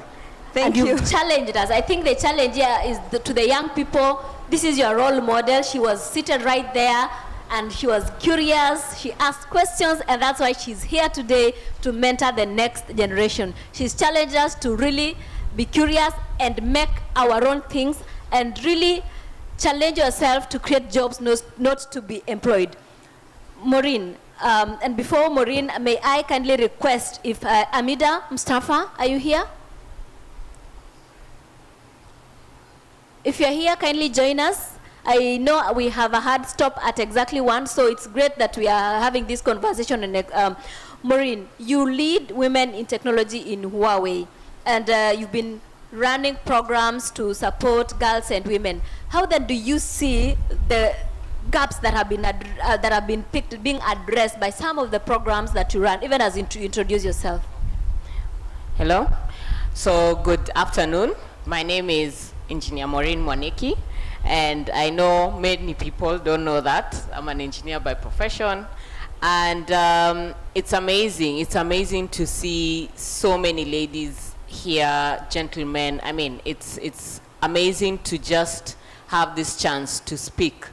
And one of the things is that I'm very passionate around supporting women. I'll just give how I got to Women in Technology, Huawei, and being a director there, as I carry many other hats. Today I'll just speak about being Women in Technology, Huawei, is the fact that I personally faced the challenges that even Dr. Adair talked about. So the challenges of being in engineering and not getting people who will support you, no mentors, and not because you're not getting, but it's just because, unfortunately, even when you reach out to them, they're really not helping. So for me, it was actually my mentors were male mentors, and they're the ones who helped me pull me up, and up to date, most of them have been male mentors because they've been able to push me beyond that comfort zone. Now, why did I start that program? Is because, not that I was just targeting women, is because of the struggles I personally faced, and I know there's that young girl in university, in the STEM industry, facing the same challenge I did. So Women in Technology came in to address that challenge and put in a space because in my space, being in Huawei, you face so many people. You have partners you work with, you have customers you work with, you have parastatals, all these people. And that's where I figured this can be a chance for me to, through Women in Technology Huawei. Actually, if you read it, it's when you abbreviate it, it's WITH. WITH means that we walk with you. We walk together with this institution because we need to hold someone's hand. So what programs did we come up with? So we came up with programs like we partnered even with Konza Ministry of ICT to come up with even Girls for ICT, where we do programs like training on cloud computing. We do trainings around even artificial intelligence. So just the basics that over here very many people talk about, we don't know where to get this. We even now have opened it up to girls only. We have, how many of you have seen a truck around called DigiTruck? Anyone? Anyone? DigiTruck? Yes. So I'm saying, like, I can even count the numbers. There is a truck that is not too far from here. It's a walking distance next to Fort Jesus, that has digital equipment in it, like tablets and all that, where you can go for basic training. And it's a mobile truck, like literally moves from county to county. And yesterday, if you notice, there were some people who graduated from that truck. Now that tells you there's so many opportunities within your county, or even coming from Mentor, Mahmoud mentored us, that pushed us that we must move away from Nairobi. We've brought a whole truck here to train you on basic digital skills. And this truck is leaving, I think, in a few weeks' time. But as I look at the numbers, it's just a very few number of people who know about this truck. And those are the opportunities as women or young people we miss out. Why? Because you don't spread the word. You don't spread the word that there are opportunities here. So you wataka kujijenga mwenyewe. You don't want to build this other person. So that is another program that is there. We have ICT competition through our ICT Academy. How many of you have done Huawei certifications through, we have certain certifications for artificial intelligence, all that. Trust me, they're all online. They're competitions. And these competitions actually take you to regional, and you're even taken to HQ, where you compete globally, global level, with other global people, where you showcase the talents that you have. So for me, I'm looking at it from the point of, we're still very comfortable with, wacha tungoje Pwani Innovation Week iishe, watu warudi makwao, we wait for the next Pwani Innovation Week, we know whether Huawei or Konza or other institutions come to help us. You know, we must be proactive. We must look for these programs. We have programs like mentorships, internships, and those are the things that link you to your day-to-day growth. For me, I always say that if you're not learning something new every day, something new, even for me, basic, every day, then you will continue in your comfort zone. You'll continue being that same person. And remember, the industry doesn't look for ordinary people. It looks for extraordinary people. So for us to be seated here, we are not just ordinary. So we've moved ourselves from that. So please watch out for daily activities like ICT competitions from Huawei platforms, from girls in ICT. We have other programs even with Swahili Port. And I would like to also challenge each and every person here. Mentor keeps challenging me, Mahmoud. By the time we leave here, we must come out with someone we're going to mentor. But we can only come out with someone we want to mentor if you want to be mentored. Thank you. Wow. Clap for yourselves for being extraordinary. That if you are seated here, you're not an ordinary person. We are about to pick reactions from yourselves, even as you go to the next round of responses. Madam Hamida Mustafa will actually give the closing remark. So we appreciate you, thank you. But from this conversation, the mood seems to be taking us to where Shiro is seated. We are moving from app developers to developers of the actual products that we need, isn't it? We want to solve our own challenges, and this panel must come up with a solution that will take us to the next level. We do not want to see empty containers going back to wherever they are coming from. And I think this is the tone that you are building. One, we want her truck to meet carpenters in Kilifi. We want her truck to meet whoever they are meeting in Kisii, so that we build this country by having products that we can trade on, isn't it? And that is the mood, Shiro. How then do we move from this conversation right here to sitting with that carpenter and bringing professor to give us the design language and how to standardize for export? Thank you. First of all, I must commend all the work that has been done thus far. It's easy to criticize because we are not here, but we do know it's also a journey. I love that I've seen all the wonderful partners from your Safaricoms, your Googles, and everybody who I have interacted with on various platforms. So thank you for talking about STEM. We actually call it STEAM, S-T-E-A and M, because without A, which is art, which is design, everything that is man-made, every single thing has been designed, even software. Okay, please, as you're talking to young people, as you're mentoring them, don't make them feel inadequate because they're creatives. So what happens is, again, you don't have to be the original techie. We've heard of economists here who now work in tech. You could partner with somebody who's very, very good in design, somebody who's very good in technology, and you come up with a product. You don't have to be that person to do everything yourself. I am very good. Actually, I am brilliant. I'm exceptional in design, and I'm not saying this pretending. I'm exceptional at what I do. However, I am not brilliant in carpentry. So what I've done, I've then hired brilliant carpenters. Right now, we're designing, everybody says, where's your website? I'm like, that's a bit archaic. I don't need a website. What we're creating as a business now with my younger brother is an augmented reality app. So I'm brilliant in design, but how do I bring my products into your home? It's not through a website. Guys, do not design a website for anybody. You need to be designing augmented reality apps. We don't have them. It's about an experience. You need to be learning, how am I designing for the metaverse, which is what you're living in now. It's not my world. It's the reality. So as much as you're looking at, okay, existing software and everything, what is the future?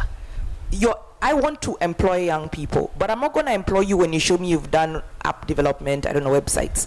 I will employ you when you've shown me you can do an augmented reality app, or that you even understand that, right? I go back to, and I'm not apologetic about this, stop being consumers of people's products. Stop it. The poverty is ours. We are the ones wearing the shoe that is pinching us, if you're even lucky to have a shoe.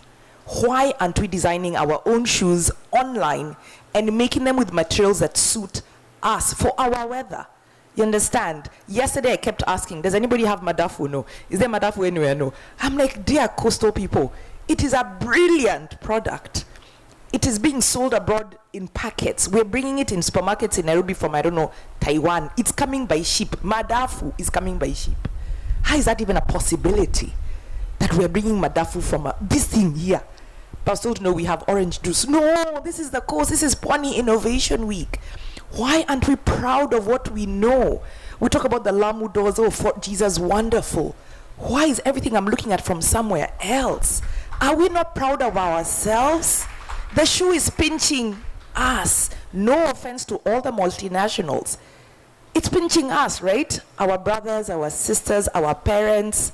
Why aren't we then changing that using technology? Okay?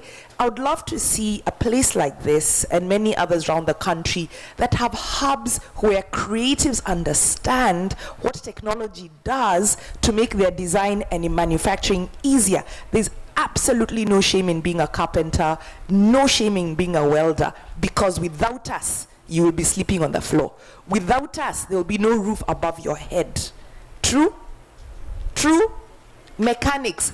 If you don't know how to fix your car, it doesn't matter if you're the CEO of the world. That car will not move. Fact?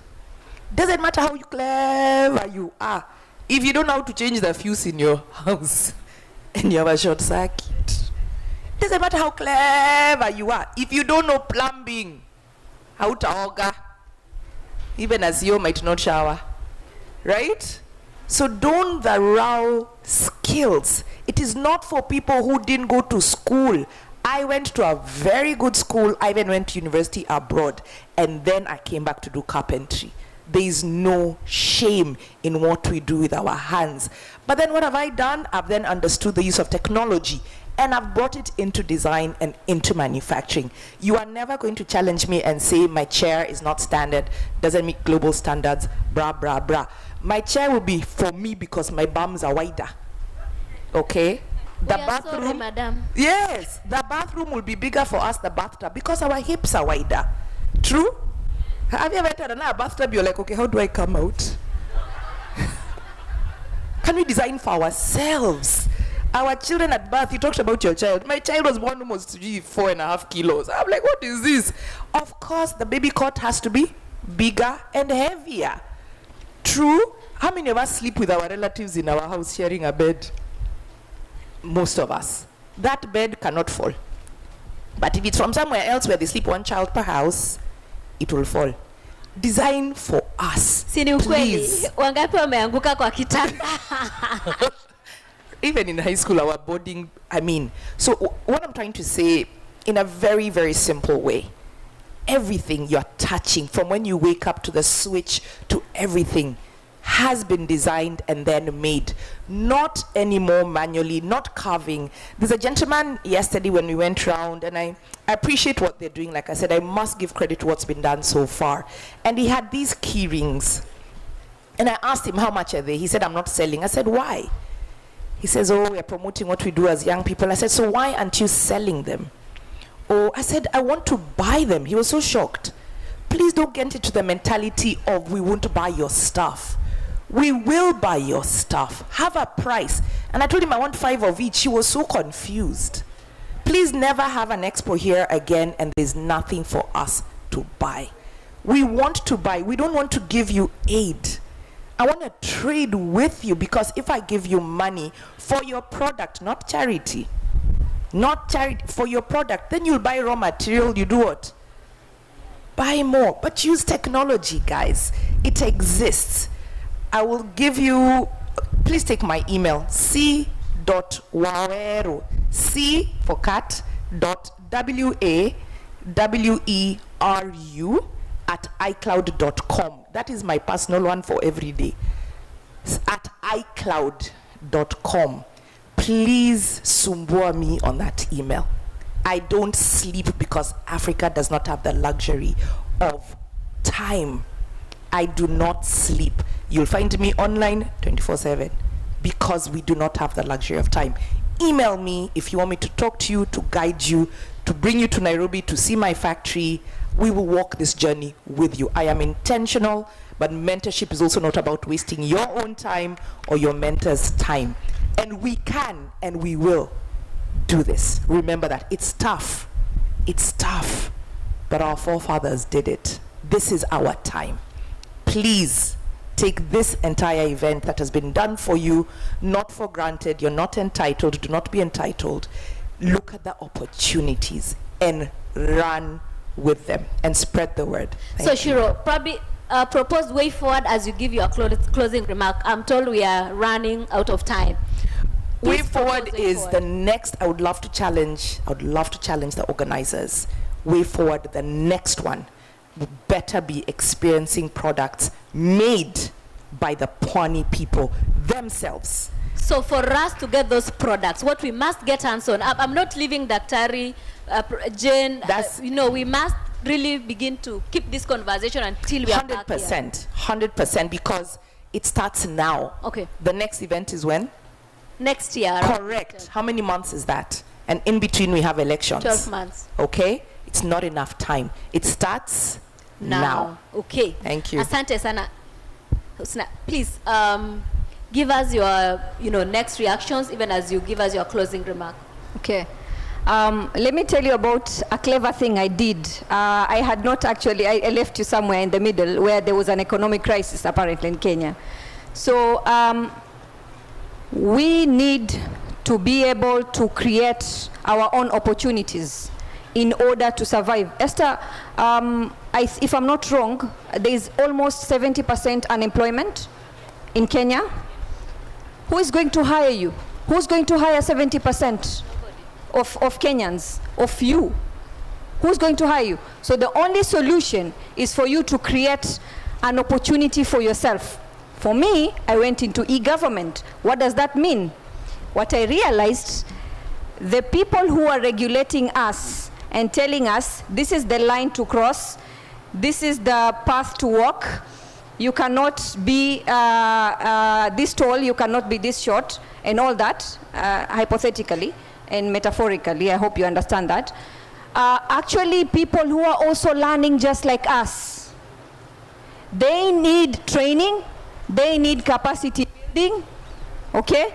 So, what I realized, that was an opportunity for me. I got into e-government so that I can help teach them how to regulate, teach them how to do policy, teach them how to improve opportunity making, environment building for entrepreneurs to be able to survive. For example, you can't be able to go and sit with a government official and tell him, we want to launch a fintech solution. Let's say M-Pesa. Do you think M-Pesa, when it came, anybody in Kenya was able to regulate it? No. It could not be regulated because the regulators actually did not have the capacity to regulate. So regulation came after. And I'm not saying, I was having a discussion with Madam Smear in the morning, I'm not saying that we need to limit innovation. No. Innovation and regulation needs to go as per, bega kwa bega, so that you can innovate and you can also be regulated properly, appropriately. For example, let me say this in a language and try and make it simpler. Tuliambiwa innovation and digital transformation, digitization and all that, it's a two-part sword. Okay? Ni panga lenye liko na ncha mbili, whatever. So iko na two sides. It is just as good as it can be bad. Okay? For example, the data commissioner yesterday was telling us they're getting things in order, they're going to make sure you know how to protect your data and all that. What does that mean? What does that tell you? They're learning. That tells you they're also learning.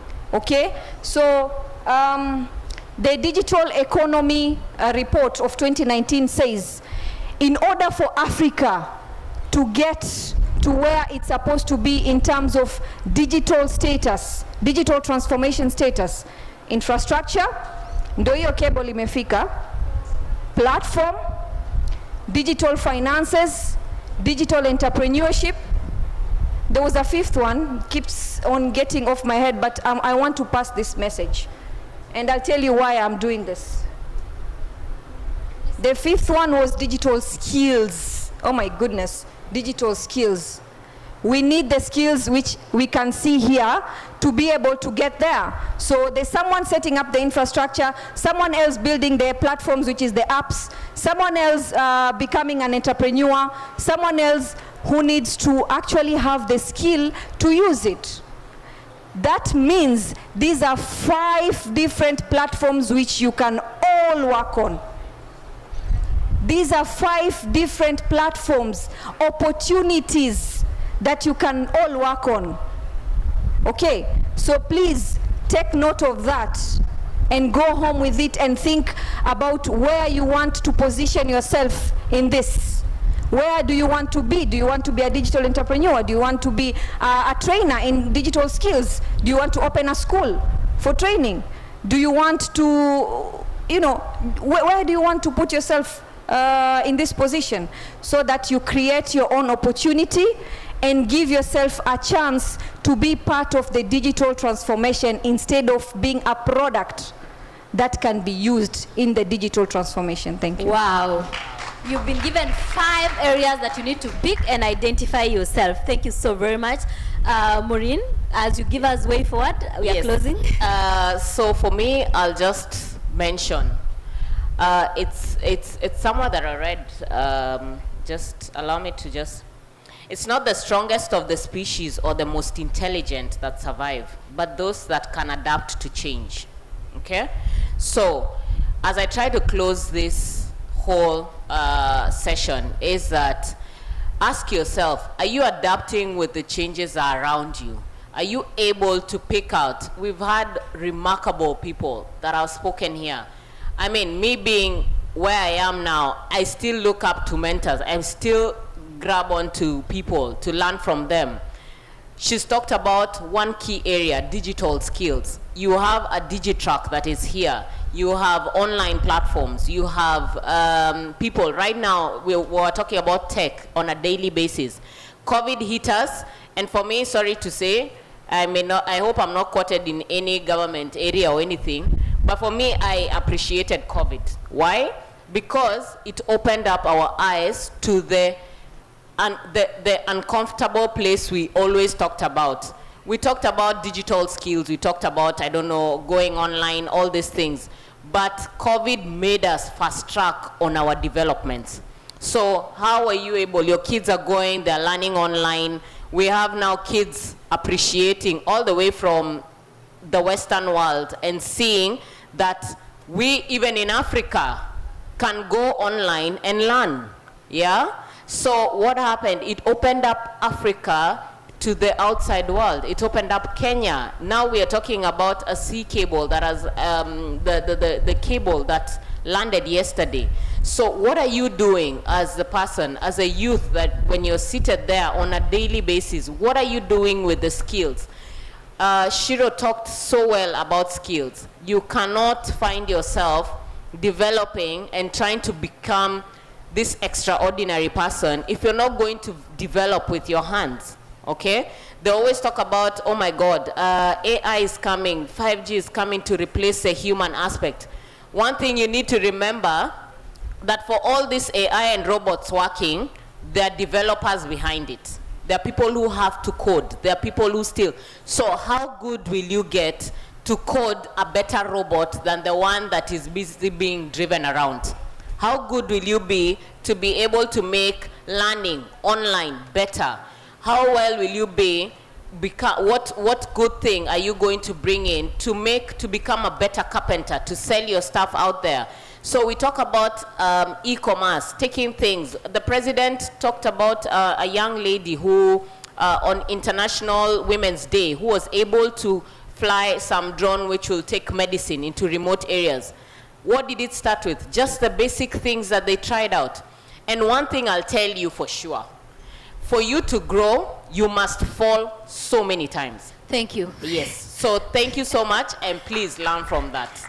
All right. So we have Maureen here helping us understand the use of technology and e-commerce. We are being supported from the policy, and Shiro is helping us produce the product. So we are not stopping here. We are going to the ground to try and ensure that indeed we are developing those products that we can take to the market through e-commerce. But then that skill that we are learning, we must refine it, isn't it? And so we've been challenged that you do not have to be a techie, but you just need to have a skill and then you perfect it. That's where Moringa School comes in. But before I invite Hamada to give her remarks, I really wish to request that you appreciate my panel. Asante sana.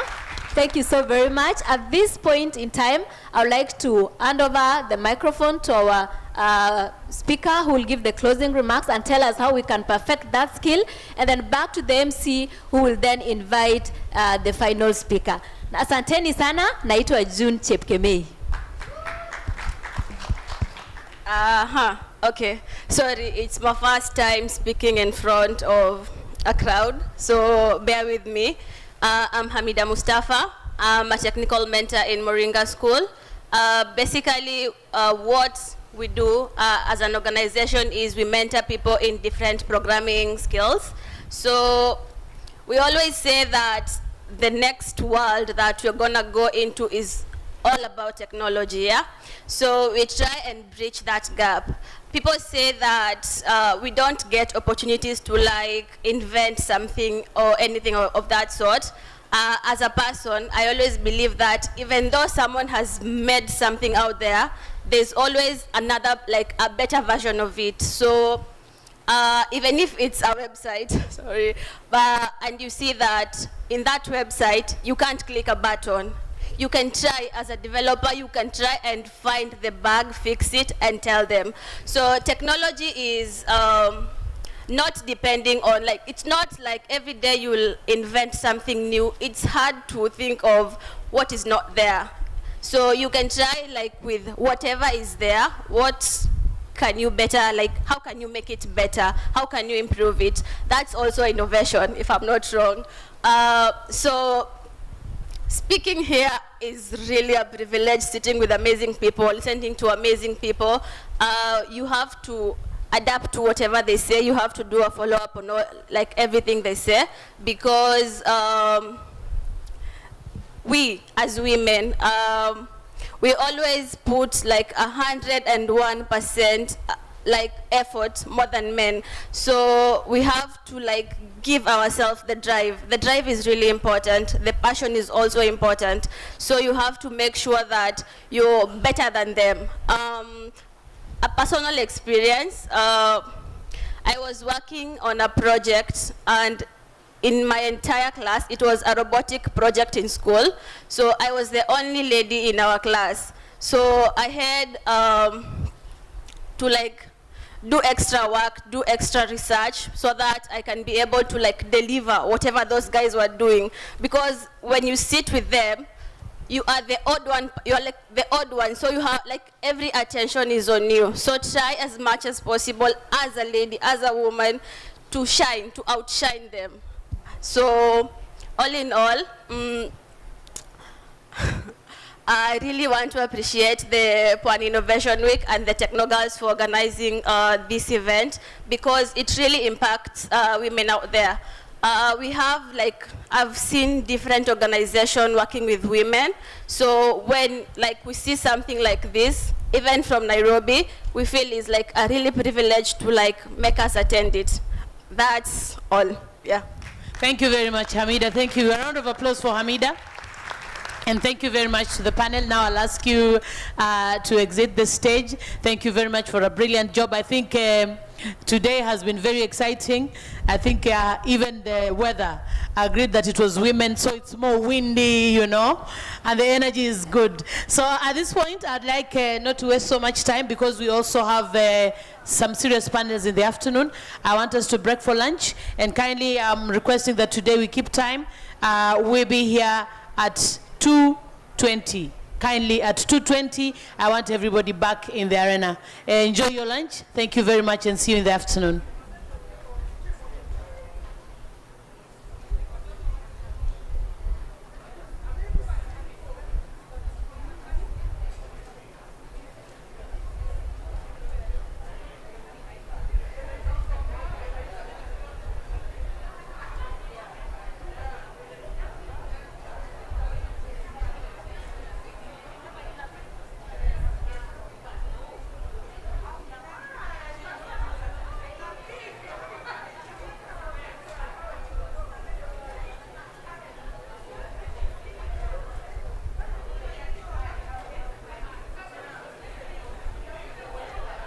Person in logistics. We are able to update. Now the tracker has come from Nyeri on the application. Now it has reached Nairobi. It's now coming. Up to when it arrives.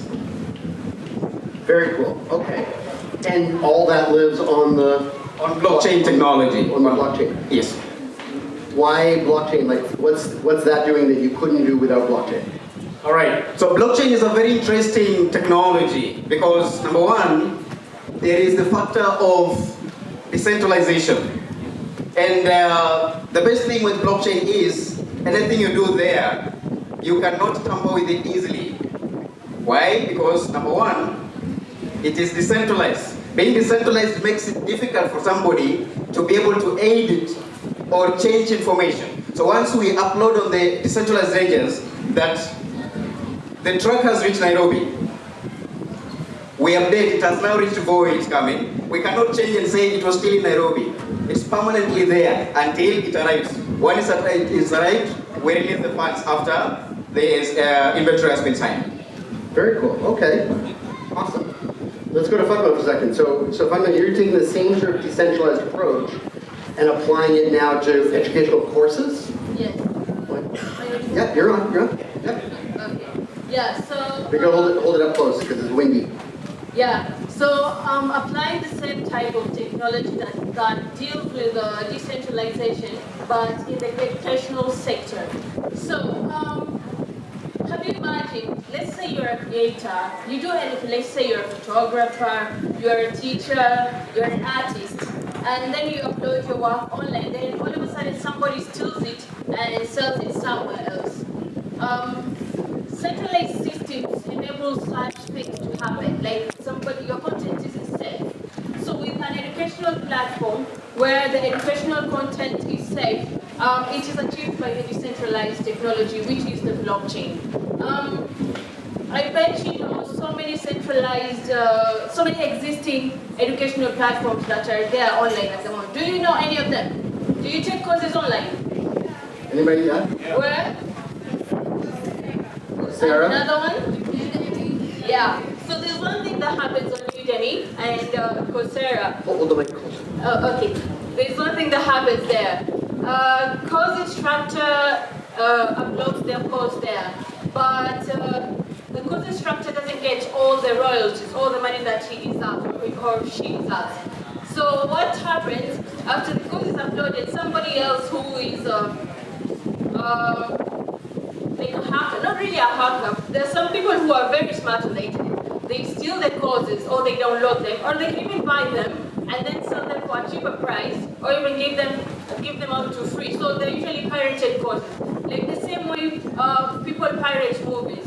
You can go to BitTorrent and download a movie for free, of which the movie could have been bought somewhere on a CD, or you have to get a Netflix subscription. So this system, what it does is, course instructor uploads their course, and no one else can have access unless you subscribe to it. Like you have to buy something called an NFT. Do you know what an NFT is?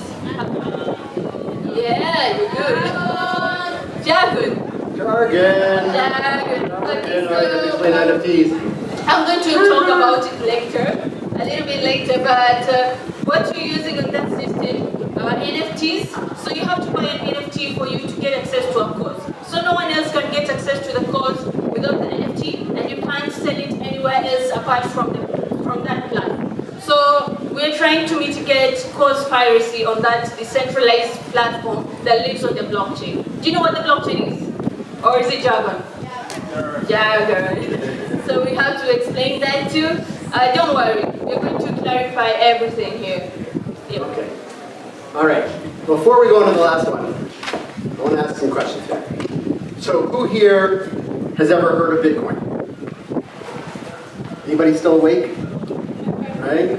Cool. Who here owns any Bitcoin? I can't remember the password. I love it. You can't find the password as well. He used to own Bitcoin. Anybody else? All right. Who here owns any cryptocurrencies? Hands up, a little bit. 1, 2, 3. 3 people in the audience? All right. Who here wants to own some cryptocurrency? Everybody. Who here wants to own some cryptocurrency but has no idea how to do it? Maybe? All right, we can talk about that. All right. I think we're gonna step back a little bit. We're gonna talk about that, but let's talk about one currency in particular called Bitcoin. Okay. And Paco, tell us sort of like, why have you chosen Bitcoin to travel around the world instead of, I don't know, shillings or dollars or anything else you could have used? Why are you doing this? What do you think? Hello. Jumbo. Hi everyone. My name is Paco and Asante. Bitcoin is the future. Bitcoin replaces M-Pesa. We all use M-Pesa? Yes. Without going to the bank. 88% of Kenya is unbanked. Yeah? So the purpose of Bitcoin was to unbank the banks.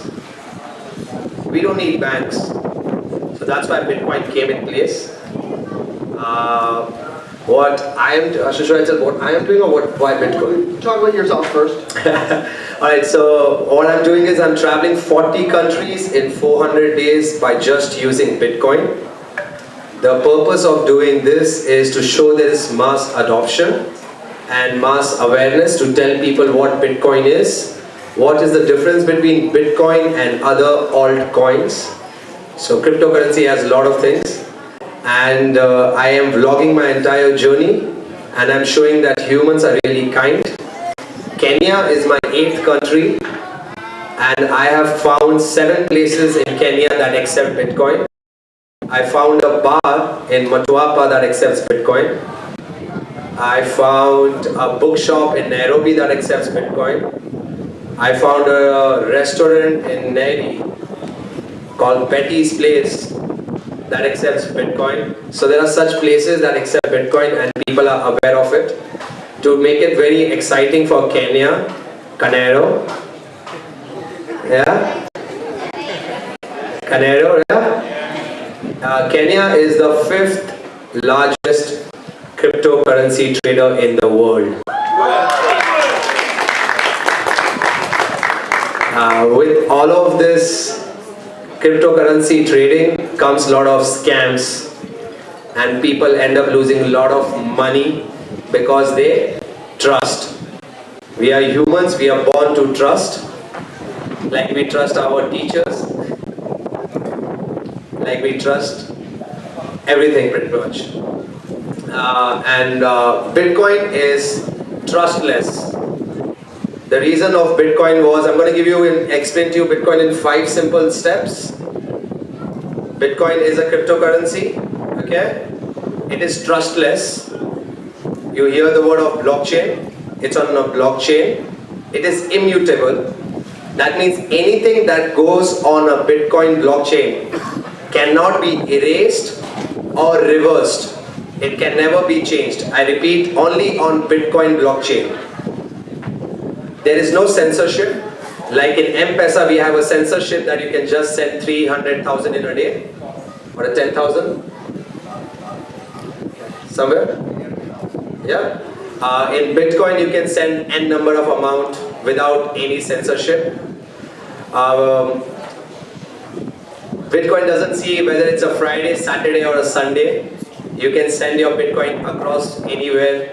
It maintains your privacy. You do not need to know your name, your number, where you are from, no KYC, and you can still own Bitcoin.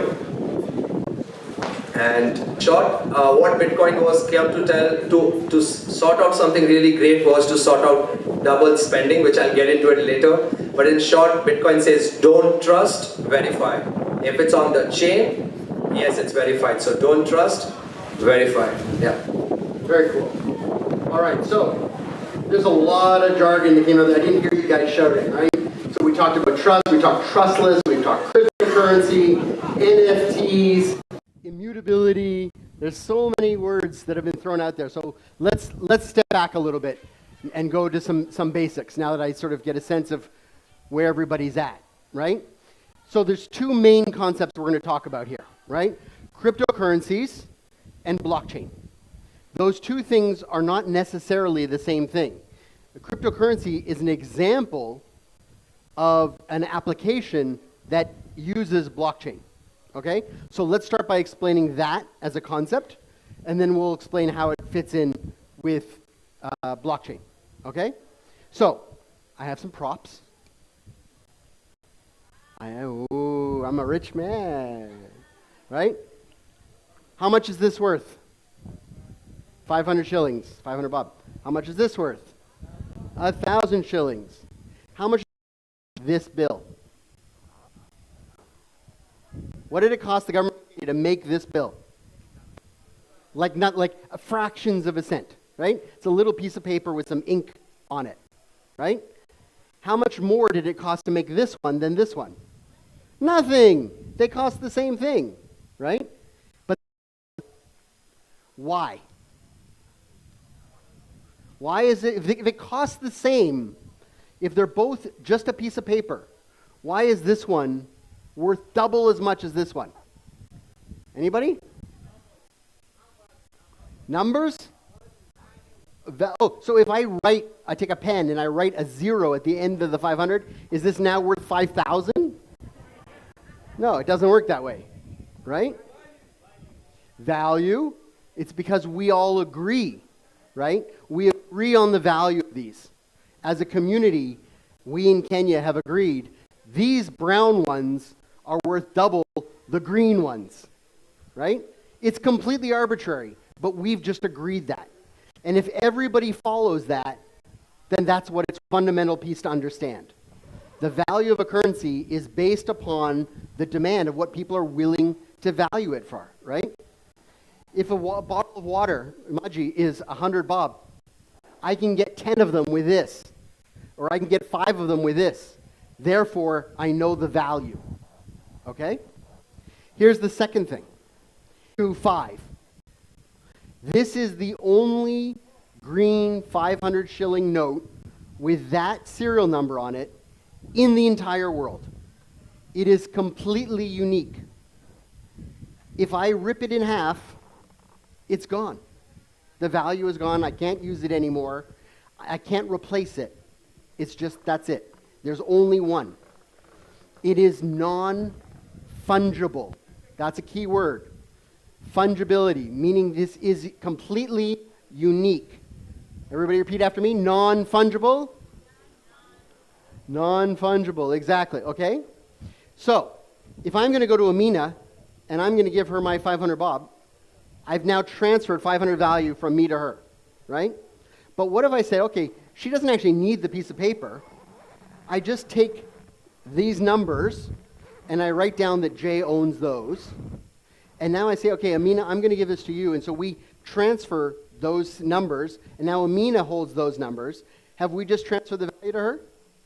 Yes. We don't need the piece of paper, right? Just transferring the code is enough. What works like that? M-Pesa, right? With M-Pesa, I can send money to anybody. I don't have to actually send the piece of paper.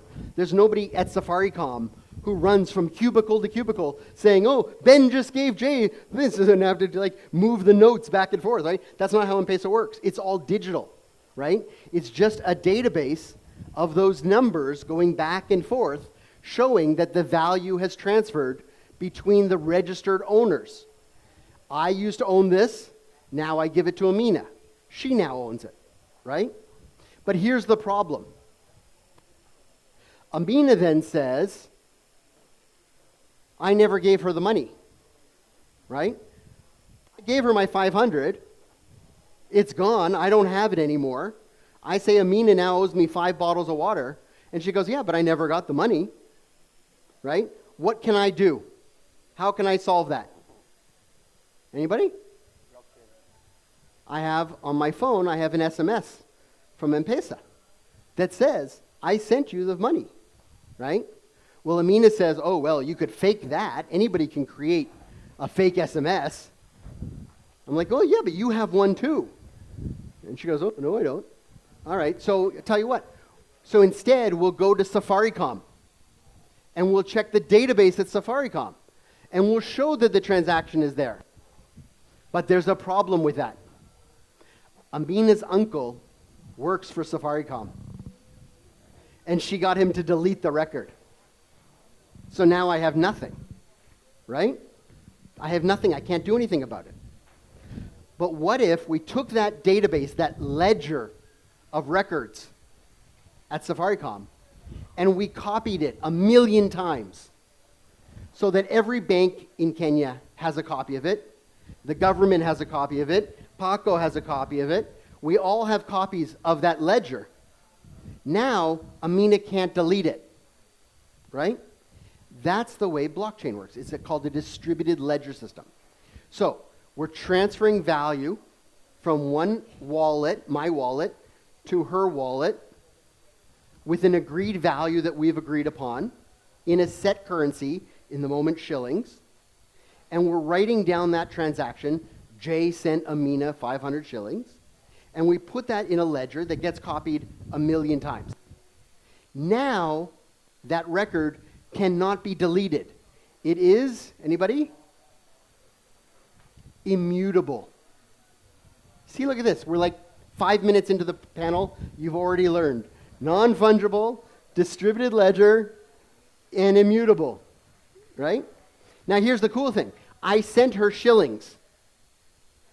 Would the same system work if I sent her euros? Does M-Pesa only work on shillings? Could it work on euros, potentially? Yeah. Yes, right? Could it work in dollars? Sure, right? There's all different currencies. Is $1 worth the same as 1 shilling? No. How much is $1 worth today, roughly? 150. About 100 shillings, right? So a shilling is a much smaller currency than a dollar, right? Well, when we talk about blockchain and cryptocurrencies, it's the exact same thing. Paco, how much is 1 Bitcoin today worth in dollars? 47,000. $47,000 for 1 Bitcoin. How much is 1 Shibu? How much? 20 shillings. 20 shillings for 1 Shibu, right? So all these different cryptocurrencies you've heard about, they're just like dollars and yens and shillings and whatever. They're just different currencies with different values, okay? Now, the problem is, a lot of people, sorry guys, I know I'm not trying to hog the panel, but I just want to explain the basics, right? So the problem with cryptocurrencies and all that, right, is that a lot of people think blockchain means crypto. And crypto means, what's the value of Bitcoin today, right? If I can buy it at 20,000 and I can sell it at 45,000, oh, I'm rich, right? But that's not what we're here to talk about today. What we're here to talk about today is using that same distributed ledger concept, that same blockchain concept, and how can we actually get what's called utility out of it, using it for actual valuable projects that actually change the lives of Mwananchi here on the coast, right? And so that's what we wanted to kind of really highlight today. But I thought maybe take a couple of minutes and just step back. So is everybody cool with all those? Is that helpful? All right, awesome. So I'm confused about something then. Hassan, you said that your system is there for dealing with the problem of trust or lack of trust, and that it creates trust in the system.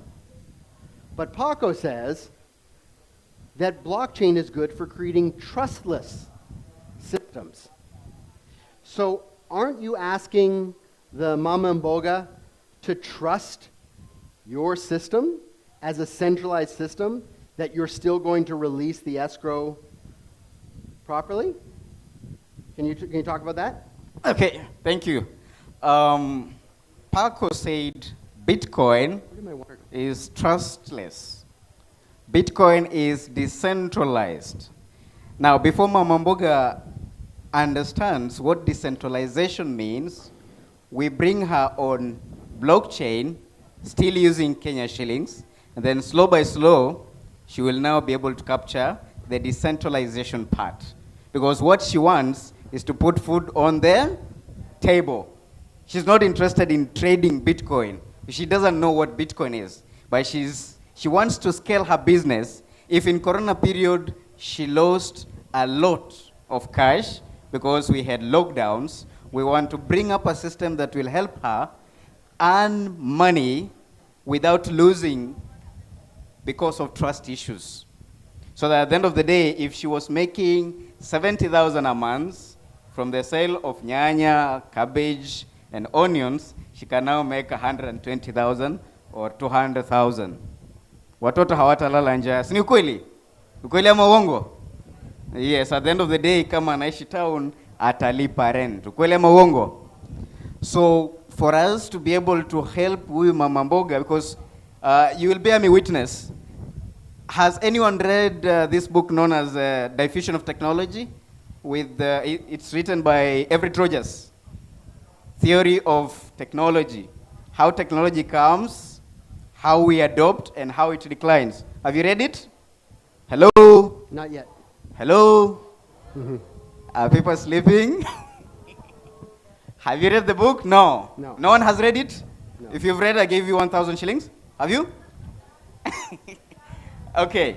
So Everett Rogers states clearly that in the primary stage, we have the people we call the techies. Techies are people who are actually developing something on a new pioneering technology. Like when internet came, we had a number of people from 1902 who were trying to develop an IP address. We call them the techies. And then from 1970 something coming down, we had the early adopters. Early adopters, one of them is the owner of Microsoft. Who knows the owner of Microsoft? Microsoft? It's a public listed company. Millions of people own it. Yeah, exactly. But who is the founder? The founder? The founder of the Microsoft? Paul Yes? Allen. Everyone knows him. He's actually one of the early adopters of internet. Early adopters. He developed, not developing, but he actually came up with a system on internet. That's why he was able to accumulate a lot. He provided a solution. He gave internet a utility, a usability. We understand now? Now, after the early adopters, we have the early majority. And then we have the late majority, and then the rest are what we call laggards. Are you a laggard? Are you a laggard? Laggards have no advantage because they're coming in when the technology is declining. Are we together? So that's why, on explaining the point about Mama Mboga, we want Mama Mboga also to be on blockchain, but we take her slow because understanding technology is not easy compared to us youth. Are we together? Are we together? Yes, first of all, we start by scaling her business. And then later on, we slow by slow release the information up to when we'll talk about decentralization. Thank you. All right, so one thing I promised you today was we weren't going to do jargon. The other thing I promised you is that we're going to be accurate. So Bill Gates did not invent the internet, just so you know. Actually, the internet came at least 20 years before Bill Gates ever got involved, thanks to ARPANET and UUNet and a bunch of other systems. So I'll send you lots of cool history books if you want. Bill Gates invented DOS, absolutely, although even that one, not really. It was a roll-off of CPM. But anyhow, we want to be accurate here because we want everybody to learn and we want to make sure you're learning the right things, right? So let's change topics for a second and let's talk about NFTs, right? So Fatima, you did an NFT workshop yesterday at Close the Gap. Yeah, yesterday, if you closed the gap yesterday, yeah, I did an NFT workshop the whole day from around 9 to 4 p.m. So does anybody have a clue what an NFT is? Anybody know what an NFT is other than Ben Roberts? Yeah, up there. What's an NFT? Just shout it out.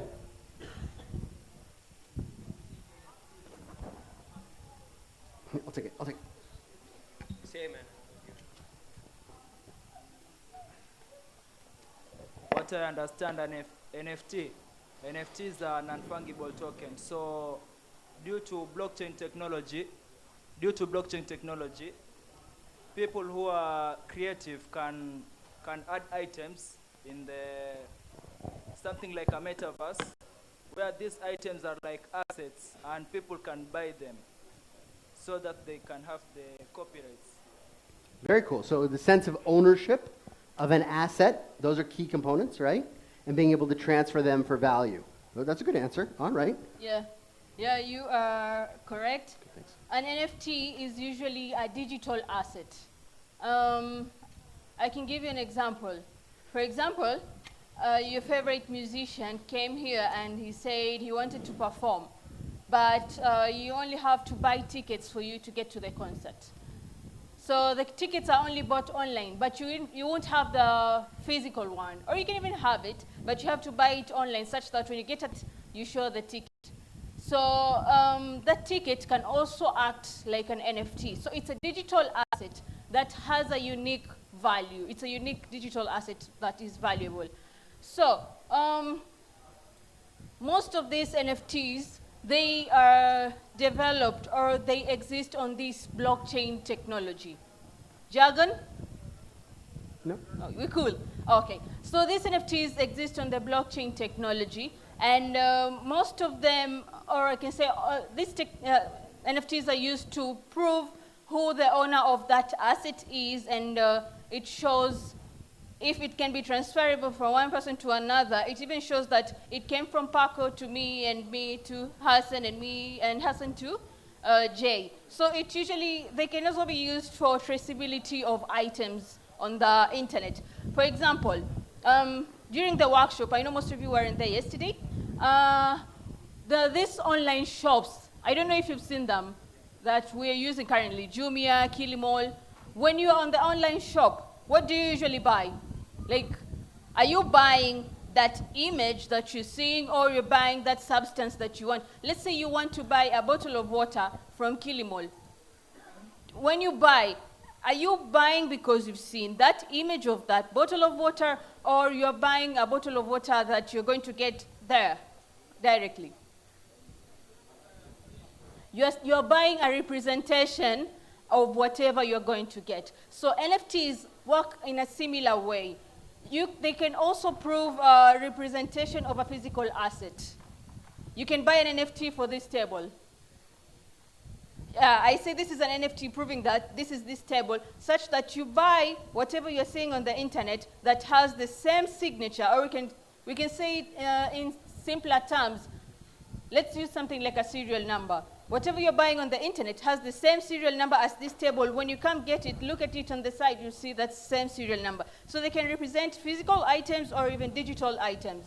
Digital items, I've mentioned something like the ticket. So there's no need of you having it like a tangible one, a piece of paper. You can just come show it on phone that, hey, I'm this owner of the ticket, and this is my ticket number, which is a signature verifying you that you are the owner of that ticket. So this educational platform that building, and we are building as a team, it's our startup by the name Primero. So what it does is you buy something like a ticket or that NFT that gives you access to that cause, such that you just don't get access to the cause if you don't prove that you are the owner of that ticket. So that's how NFTs basically work.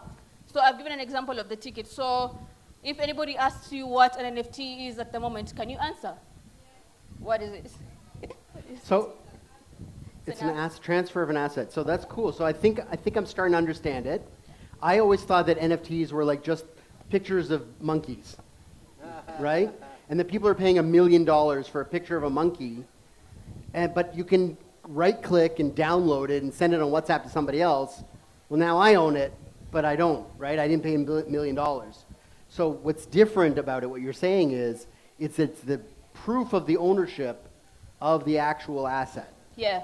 Okay. Yeah. And the JPEG is just a representation of that, right? Yes. So if I can give maybe a practical example, let me try and think about this, right?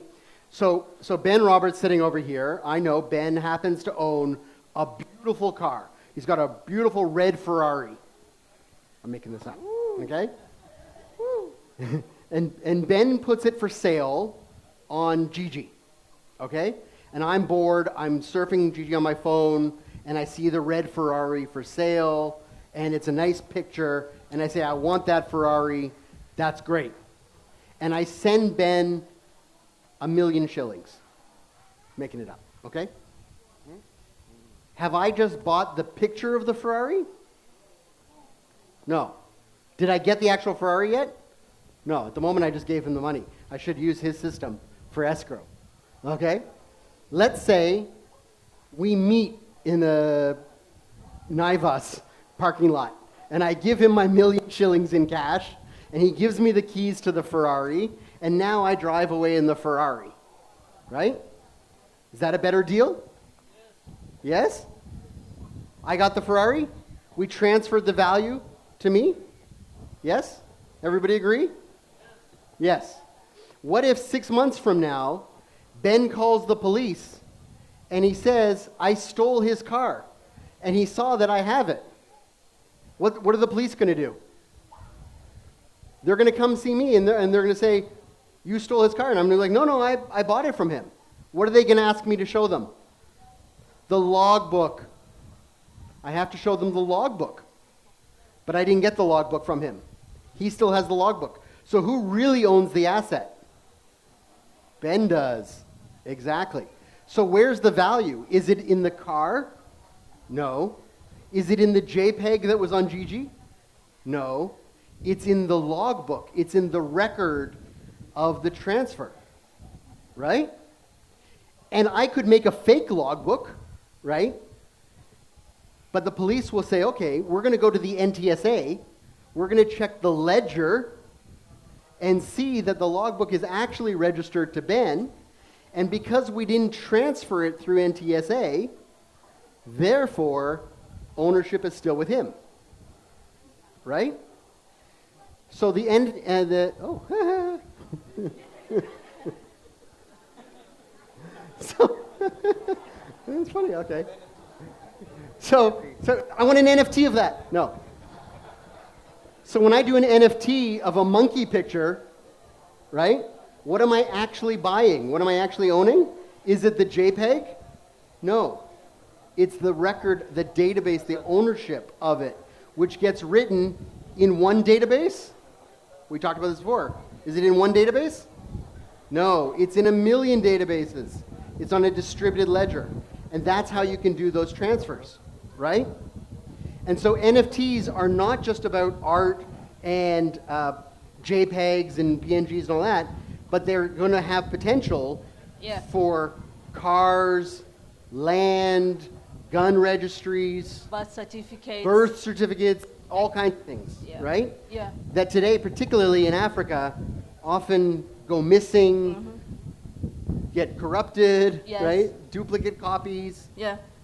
Right? We have so many fake doctors and lawyers producing certificates which are not verified. So with such systems, they can trace that this doctor practiced for 6 years in a certain university. So it's really provable, showing that Dr. So-and-so is a qualified one, or lawyer so-and-so is a qualified one. So it's easy to prove that you are offered services by qualified people using these NFTs.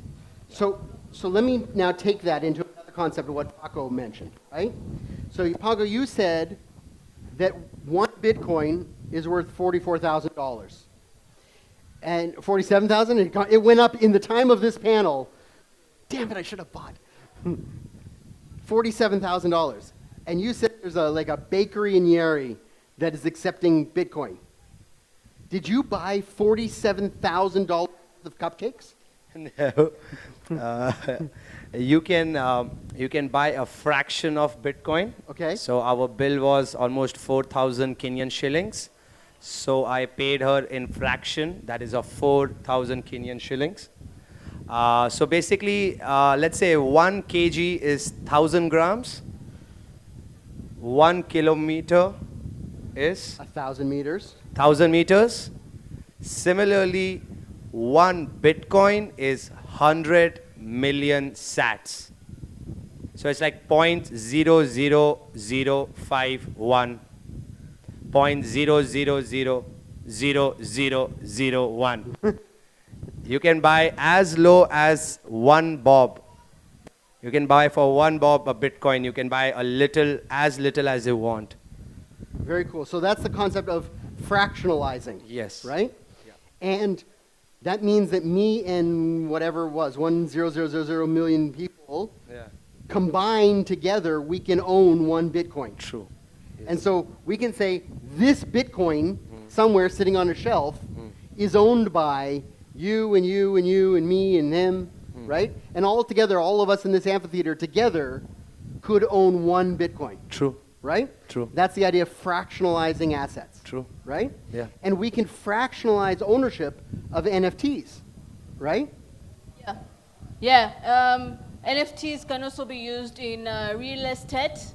For example, I can buy the whole of this building, and then I say that, how are you a fractional owner of a building? Let's say I have this building, and you also want part of it. What will you come do, or what will you ask me to do? Shares, another way, rent. So NFTs also work in the same way, such that they can be fractional. In the way when you are a renter in this building, you're a fractional owner of that building. You own part of it. So NFTs work in the same way. Yeah, you can have, access fractional ownership of assets. Like an example, the building. I'm already giving you a use case of an NFT, so when you're out of here, you can go pitch the idea somewhere else. You should give me millions of your money. I'm giving you ideas. By the way, this is owned by Mombasa County, so if anybody offers for you to buy a piece of the amphitheater, don't give them money, okay? Trust me, it's not for sale. But let's bring it in a real Kenyan context, right? So who here knows Octopizzo? Octopizzo, right? Great rapper. So Octopizzo just released his newest song, and when a rapper or any musician releases a song, they pay money to make it, right? Studio fees and all that, pay the other musicians, etc. And then they release the song, and hopefully they make money back by people either buying the song or listening to it on Spotify and those kinds of streaming services that then pay money to them, right? But in order to do that, you have to spend a lot of money up front to make the song in the first place, right? So here's what Octopizzo did. He worked with a company called Honeycoin, which is a Kenyan startup, and he did a fractionalized NFT for the royalties for his new song. So he kept 50% of the royalties for the song, and the other 50% he sold to all of his fans for a few bob each as fractional ownership NFTs of the royalties. And then any royalties that come in forever now for that song will get paid out to all of the fans who bought those NFTs, right? And so now, if I own some of the royalty NFTs for that song, now I'm going to go tell all my friends, you should listen to this song, it's really great, because I'm making more money, right? And so now he has an army of fans who are promoting his song for him, right? And he got the cash up front for 50% of it, right? It's a really smart move, right? So that's an example of how NFTs can be connected to real-world assets of different things, right? In that case, it's a music song. Does that make sense to everybody? Yeah? Really cool. Are there any creators in the audience today? People who are musicians or painters or sculptors or anything? Writers? Anybody make anything? We have one person. Really? You guys don't make anything?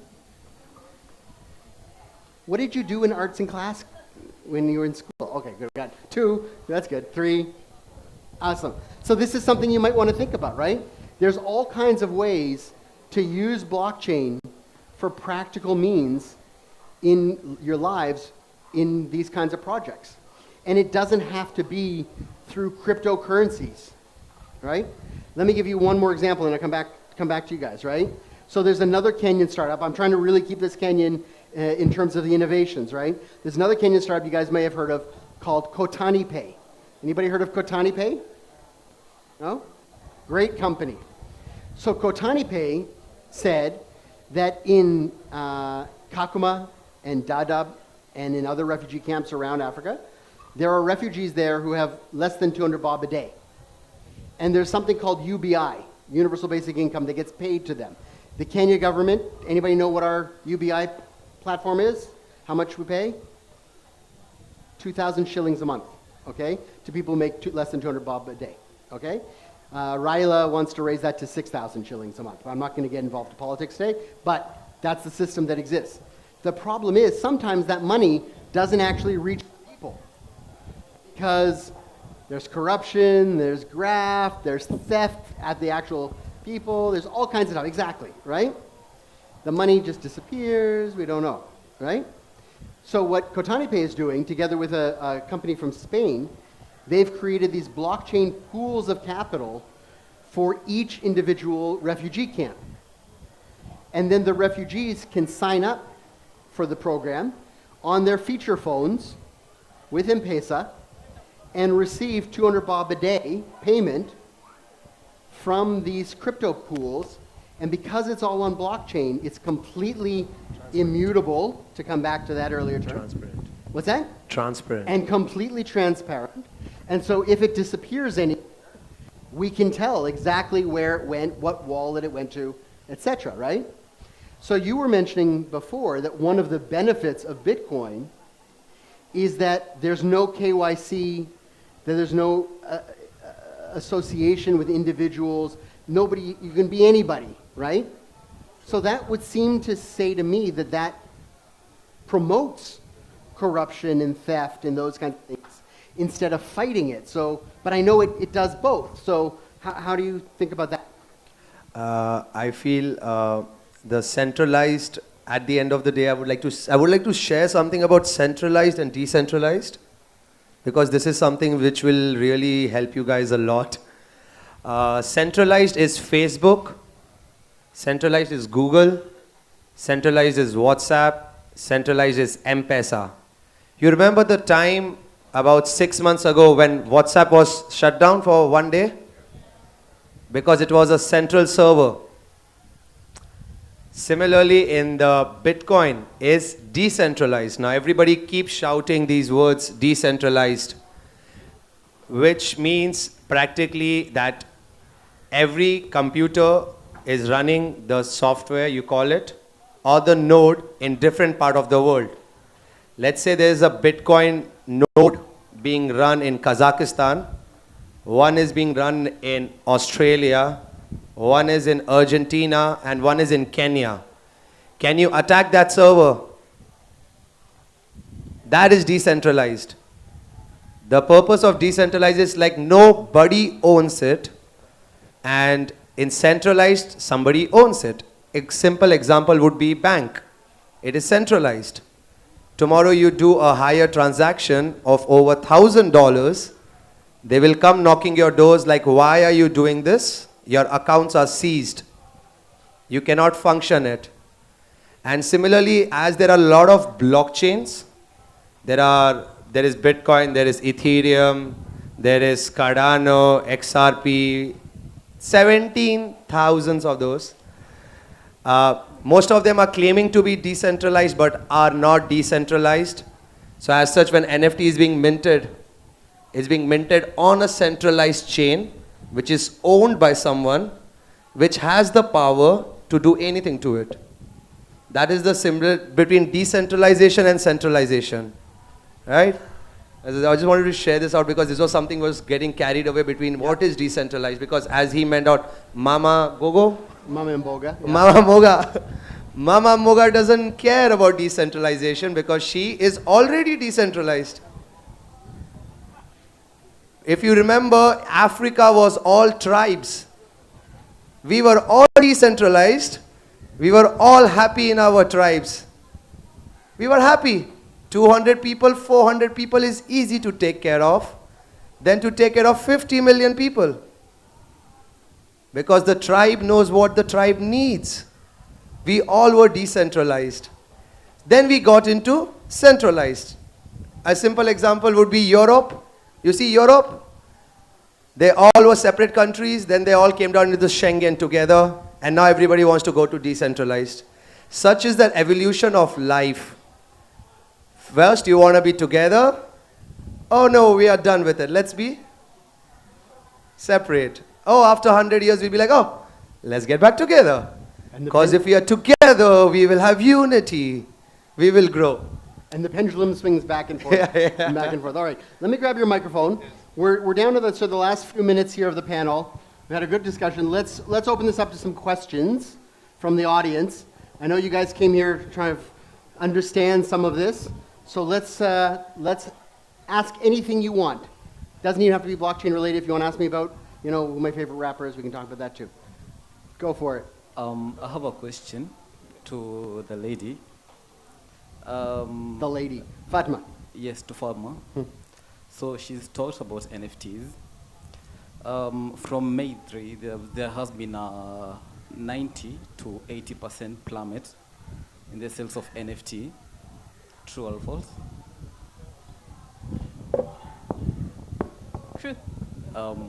So how are you planning to tackle this? Because tackle what? You're suggesting that's a problem. Yes, there has been a 90% of plummet in sales. So what? A negative plummet. Yeah, but so what? Why is that a problem? Well, the value is going down. The value of what? The value of what? Of NFTs, like how many people? Okay, there has been the number of people interested in buying and selling the NFTs have reduced by 80%. What I can say is it depends on what that NFT does. There's so many types of NFTs. So are you just talking about the Bored Ape ones, or which one are you talking about? Because when you say, for example, if Octopizzo decides to come up with his own NFT, will the price of other NFTs affect the price of Octopizzo's NFTs?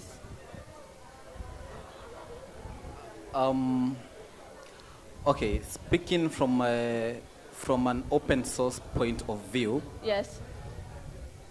As much as we concentrate on what maybe Octopizzo's NFT. Yeah. There's the interest, right? Yeah. If today everybody loses interest in using the Kenyan currency. Yeah. All right, and says maybe let's adopt the USD, right? Yeah. There'll be a negative. There'll be a negative that will bring up a negative effect on the Kenyan currency. No. So I think let me just jump in for a second, right? So we talked today a lot about different kinds of NFTs, right? And we talked about it's going to be cars and land titles and all these kinds of things that are going to happen in NFTs. At the moment, we're like 1% or 2% of the way into the story of what NFTs are.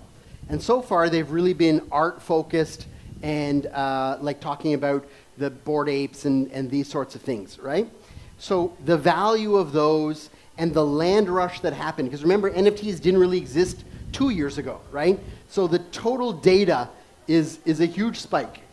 And if you look at any release of any IPO of stock market or ICO of coins, whatever, you usually get a big spike and then it comes down, right? That's to be expected. But furthermore, remember we talked at the beginning about, we're not talking today about investing in NFTs or investing in crypto, etc., right? What we're talking about is using them and as somebody creating them. Does it make sense to create NFTs today? Yes, as much as it did a year ago, right? Are there as many people who are willing to throw money at you? No, there's not, because people have now learned on what are good projects and bad projects, and the bad ones are no longer getting funded, or at least not as much. Okay, but this was a good question, and I think let's move on. Okay, Jay, let me just add something on it. Sure. Yeah. So my brother, when it comes to trending topics, some majority of people, for instance, would want to invest in a trending thing, and that is a wrong reason why you should invest in something. That's why it becomes popular within a very short time, and then it starts plummeting. But if we go to the clear use, the utility behind it, it will make a lot of sense than going for it because it's trending at the marketplace. For sure. All right, let's move on to the next question. Who else has got a question? Here we go, right here. Oh.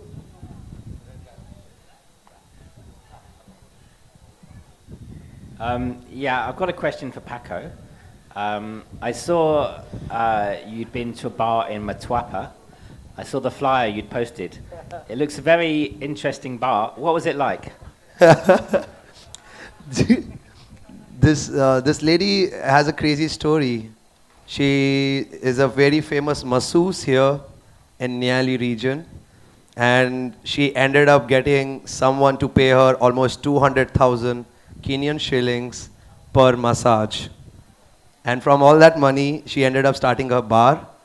And then she came across somebody called David from Australia who told her about cryptocurrencies. And she's been into it from the last 1 year, and she's doing pretty good with it. The bar is open 24/7. It's called Tina's Night Lounge, and she accepts Bitcoin. She accepts Bitcoin. All right. Next question was here. Yeah, in the red cross shirt.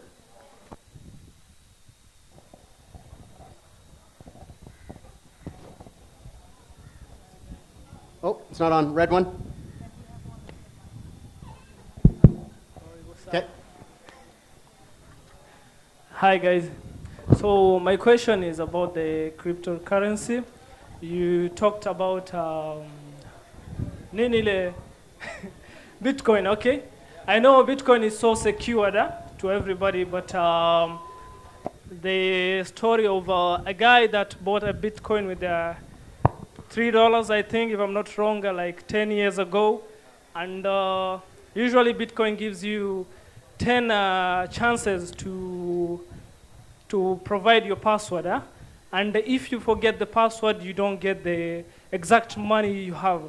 And the money that he was to get, it was like $244 million. But he didn't get the money because he forgot the password. So what do you say in that case? It's gone. It's good for the Bitcoin community. The price will go up more. And yeah, it's not your keys, not your coins. That's the basic rule of Bitcoin. So everybody who buys any Bitcoin on any exchange is practically still in a centralized exchange. Yeah, now, but and this friend of yours, this person, he was not on a centralized exchange because he did not trust the exchange. It's not about trusting the exchange, but it's about he just took the Bitcoin with $3. He didn't see that much money for him that time. Yeah. But it leveled up to that $244 million. But Bitcoin can also encrypt his password and help him with that. Yeah. But I don't know. But they don't exist. That assumes that there is some central organization that could do that keeps the password, that could remind him of the password. It's not that he tried 10 times and they said, no, that's not right. There's 12 words you have to memorize as your key, and nobody stores those, right? If you forget them, you forget them. It's like, for example, if you keep all of your money in the world in your wallet, but you don't have any ID in your wallet, you just have the cash, and then someday you drop the wallet on the ground, it's just gone. You're not going to get it back. So right? And that's gone like that with the 244 million. There is a lot gone. There is almost 2 million Bitcoins gone. Yeah. Do you have any idea? It's gone, and it's good. It makes you be more responsible for your own money. Yeah? So don't lose your passwords. Yeah. And or leave it on an exchange and say, oh, I forgot my password. And then when you go to claim your Bitcoin, they're like, oh my God, do a KYC. Oh my God, how did you make this money? Oh, sorry, we cannot do this. And you're caught up. So it's pro and con. Absolutely. Either you have it or you don't have it. When it's good, it's good. The more you lose, the more it grows. All right, we're down to the last few minutes. Next question. Anybody else? We did such a great job today, there's no questions left. Hello. Oh, okay, awesome. Yeah, my name is Ali Nur Ali. One time I come up with an application that I wanted to develop, but I really needed some guideline from you guys. So the application is called Anacom, a cycle of money, where there was a problem in something called Roundtable. Roundtable is a system where people meet up and contribute like each 100 bob, 100 bob, 100 bob, and then after 1 month, one person receives that money, another person receives the other share, the other month. It's like a chama, yeah. It's like a chama. Yeah. So I found that my parent was complaining a lot about trust issues in chama. So I decided to come up with an application that it's going to connect people. It's like a round table system, a cycle of money, whereby it doesn't have that we meet physically, me and you here in Mombasa, where we can sit and contribute that money, and then it comes to you. Sometimes as a human being, some things may arise in future, like problems, and I may use that money. So that system inaweza kujoin people from all over places, like Mombasa, Nakuru, Nyeri. When every person logs into that portal, he can find that, oh, I'm playing with someone called Alinur, someone called Fatma, someone called Amos, someone called Tony. In this table, I'm supposed to receive like 30 minutes to come, I'm receiving. The next day, Tony is receiving. So it sounds like a really cool concept. Did you have a question? Yeah, I have a question regarding that. Okay. So the concept, it reached somewhere that it really, it became tough to me to reason, where now the NFT comes in. Whereby when someone has received that money, if I have received 10,000, now it is almost time to receive 10,000.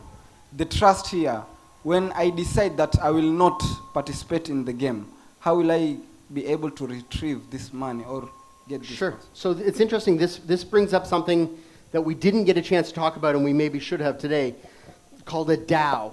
D-A-O. Okay? Jargon. Anybody? Have you heard about DAOs? Anybody else? Yes. So DAO stands for, anybody? I know you know what it means. No, not a DAO like the sailboat. Decentralized Autonomous Organization, right? Basically, a DAO is a group of people coming together towards a single purpose, in your case, the round table to collect funds and distribute funds. The A in DAO means autonomous. So the rules of the behavior of the organization, of the DAO, are defined upfront by everybody and written in computer code. So the computer code for your round table would say, anybody who pays in gets a number in the queue. And every month, at the end of the month, we take the total amount that's paid out, and it goes to whoever was number one, as an example, right? And once that's automated, nobody can change it, nobody can corrupt it, nobody can steal it, right? It all just happens, right? And that's how a DAO can work. And that then is part of what we talked about as a trustless system, right? That you don't then have to trust that, you know, Moses is going to take your money and give it out to the right person and not run away with it, right? What about the receiver? To confirm that you received it, again, it's written on the blockchain. Everybody can see it. It's transparent. If you don't pay, you're not entered into the list. Well, I don't want to write your DAO for you, right? But these are the kinds of things you want to think about. Go on YouTube. There's a ton of videos on how to build a DAO, and think about that. Okay. So we're coming to the end of the day. We have more panels to get to. Can I talk to you afterwards? Is that okay? Is it? Do you want everybody to hear it, or is it okay? Can we do it? Okay. Let's do one last one. We got time for one more. Here we go. Introduce yourself. Thanks. My name is Helena. So I'm a young, aspiring entrepreneur, and you've convinced me that I want to be a blockchain entrepreneur. Good for blockchain. You. It is a minimum investment of 5 million shillings. If you just want to give it to me, I will give you the membership card so you can become a blockchain entrepreneur. And you'll get that in the mail. And then next month, congratulations, the money will start flowing and you'll be all set. No, there are so many great resources on the internet. There's some great courses about how to do blockchain, be a blockchain entrepreneur. There's some very cheap courses that are available, some free ones. I can send you links if you send me a WhatsApp, whatever. But yeah, I've spent like the last year just learning this stuff. It's a very deep rabbit hole. I would suggest everybody, before you invest anything, learn about it, understand it. Blockchain is not particularly scammy any more than anything else, but it is complicated, and it's important to learn it. So let's get sort of final thoughts. Let's go around one quick round. Go ahead, Hassan. Okay, thank you so much. So anyone who wants to invest in NFTs, as Jay has said, or Bitcoin, or whichever project on blockchain, number one step is what? Number one step? No, not sending him 5 million. Number one is legit, which one will be able to give you a future return. Thank you so much. It will be whereby anyone, regardless of your status, can still own a piece of real estate wealth and be able to propel your dreams forward. So we're coming up with the first ever mall that people will use. I heard somebody mention about metaverse. Anyone who have ever heard about metaverse? Jargon. We don't have time for new jargon right now. Let's move on. Yeah, sure. So we're coming up with the mall, and we are going to have a metaverse virtual shopping system, whereby with your VR glasses, you can be able to shop while at home in virtual supermarket. Oh, very cool, very cool. All right, Fatma.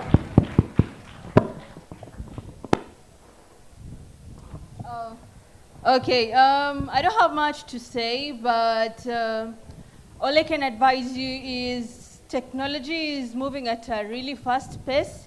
So don't just stay back and be left behind. During the early 2000s and 90s, most of us didn't know that we're going to use smartphones and all this type of technologies. So it's evolving and it's moving really quick. So don't get left behind. You should do your research. Be careful out here. Don't just listen to someone who comes to tell you that you should invest in this, invest in that without doing proper research. Yeah, and I can say just keep up with the pace of technology. Fantastic. All right. Paco, final thoughts. All right. Hi, everyone. Thank you for getting lost.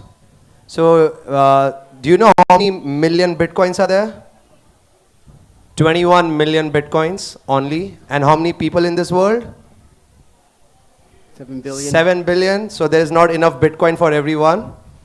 So, my only advice would be into altcoins.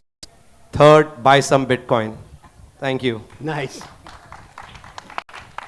This is not to be. Thank you so much, everybody. I hope this was helpful for you. I hope we sort of answered some of the jargon and managed to address it. I hope you learned something. Thank you so much for attending. Pwani Innovation Week is my favorite time of the year. It's so great to be amongst all of you here in Swahili Pot. And thank you for coming. Have a great day. We'll all be around all afternoon.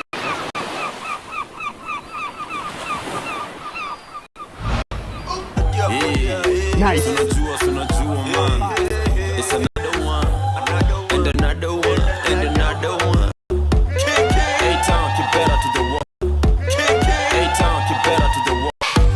Now bring it back activity. Now bring it back activity. Now bring it back activity. DJ. Asante sana. Thank you so much for being here. Thank you so much, the amazing panelists. That was an interesting conversation right there. Apa? No. Which is also about to wind up. So just in case maybe you want to check it out, you can go down there. The sheer size of the appreciation within the context of social development. But what it would also catalyze for the Pwani Innovation Week is indeed the diversity and the important role that diversity has with respect to stimulating and aggregating innovation and ideas. And this will be achieved, through this connection between the Indian Ocean, where you are just now, and indeed the Atlantic Ocean. And so this is a formidable opportunity within this context, together with the fact that with DRC Congo joining us, that'll mean an additional 2.5 million square kilometers, that'll total 5.5 million square kilometers in totality, creating the necessary space to carry out much activity, but also the opportunity to appreciate the incredible diversity from lands to people to different resources. And this indeed would be part and parcel of how we promote greater levels of value and a value proposition back to our social, economic, and environmental transformation. And so it's within this context that enterprise and social development and social engagements should be seen anew by way of the fact that, that within this context, they're borderless regions. And the context of being able to then achieve opportunity within this area is extraordinary. And it certainly means that within the context of what you're doing as Pwani Innovation Week, by promoting that necessary coordination and choreography, that you're actually stimulating and encouraging people to engage in these opportunities. And this is indeed a remarkable platform.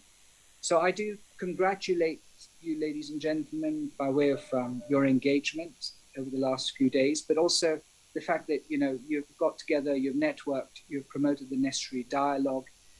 And within this context of dialogue, you go back to whatever you're doing until the next event, but you're far more richer, you're far more connected, and you realize that you're not alone within this quest of trying to express innovation in its entirety. And so I do appreciate the work that has been achieved with respect to the hackathons, the boot camps, as well as the courage that you've shown by way of showcasing innovations, and also addressing this very pertinent need of diversity, of how we are inclusive to women in technology. After all, their perspectives are different, they're enriching, they'll only promote the necessary sustainability and transformation by their participation. But also the network sessions, as well as the talent sessions, are an incredible testimony that indeed we have very unique capacities. These need to be nurtured, and therefore I close thanking the leadership of the Pwani Innovation Week for all that it does consistently to bring all stakeholders together, and very much endorse that this is the right path as the public sector develops the necessary policy, legislation, regulation, and standards in order to create access to opportunity. I close by thanking you, and I wish you a very good evening, and I look forward to seeing you at the next Pwani Innovation Week as we strengthen the overall engagement, but also the inclusivity of this very important event that promotes development. Thank you. Thank you very much, Dr. Caveke Desai, the PS State Department of East Africa Community, taking us to the end of this session today. Tumemaliza, but of course, later on from 7 to 9 p.m., there's a networking dinner. So kindly, I know you have to go and freshen up and do everything else. See you later when we have the dinner. Asanteni, that was the session today. Nashukuru.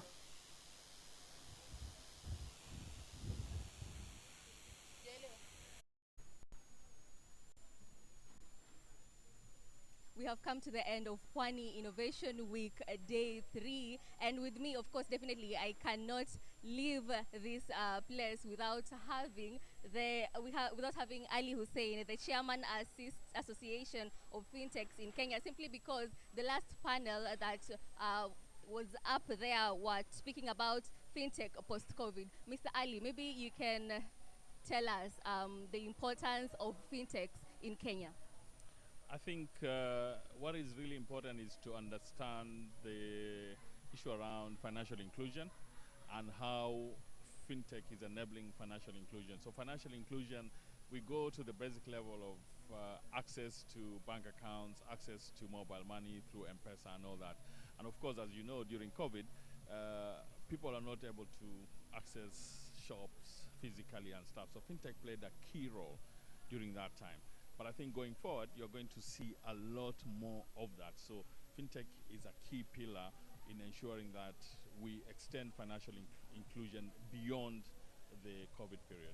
So that means fintechs really did pick up during COVID-19? Tremendously. Yeah. And is there enough space for youth in fintech? What I can tell the youth is that there is so much space, they cannot even fill it. What was your experience during the Pwani Innovation Week lastly? I think we need to have more of these. So this is a major event for the year, but I'm going to speak with my brother Mahmoud to ensure that we even have smaller ones every quarter that build towards the final one, which is, what we are currently having. Yes. Thank you so much, Mr. Ali. Safe travels. So that was Mr. Ali Hussein, Chairman Association of Fintechs in Kenya, and it was so much fun having to discuss the topic discussion around fintech post-COVID. There is enough space for youth in fintechs. Remember to follow this conversation live at Gilitix Media. If you are not following for the past 3 days, make sure you do so at Gilitix Media on Facebook and as well as YouTube. Thank you.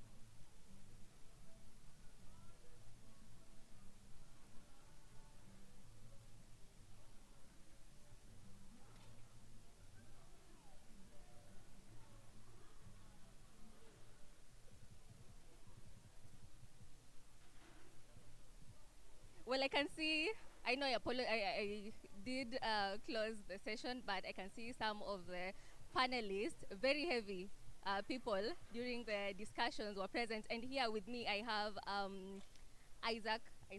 Yeah. Isaac Gashuru, all the way from Safaricom. Karibu sana. Thank you. Thank you very much. First of all, let me just start with a light question.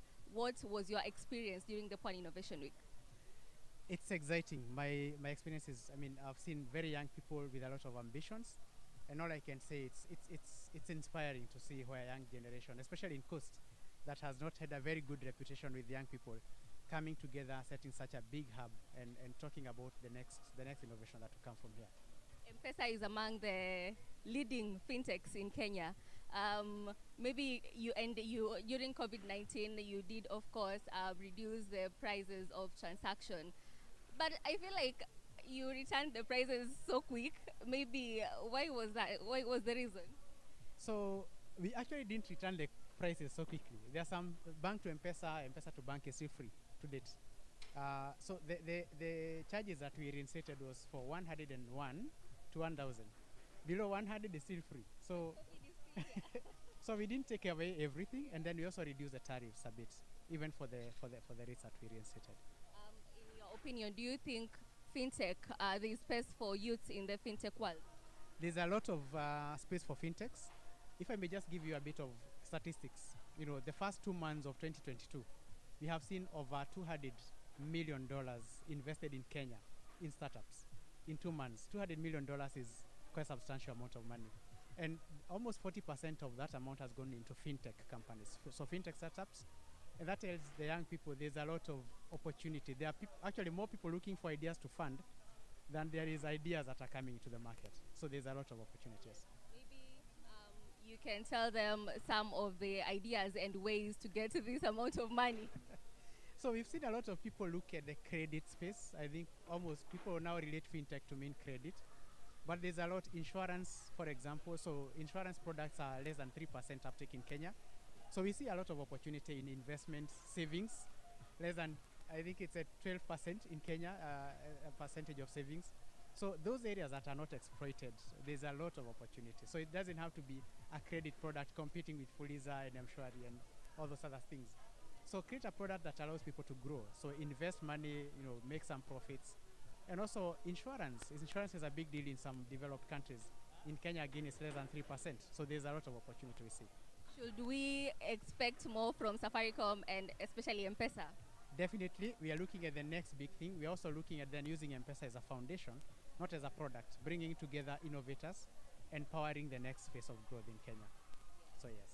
Thank you so much for your time. Yes, that was my last person to interview. Remember, the conversation is still ongoing. If you have not watched these videos, guys, we have day 1 interviews, we have day 2 interviews, we have day 3 interviews. We also have the panel discussions. We also have the panel discussions that were run up and running all the way from day 1, day 2, and also day 3. We are on Facebook as at Gilitix Media, and we are on YouTube also as Gilitix Media. I am waiting for people to interview. Don't mind my body language as I keep on looking behind. Oh, here she is. Hi, Faith. How are you? Good. I don't need a microphone. Oh.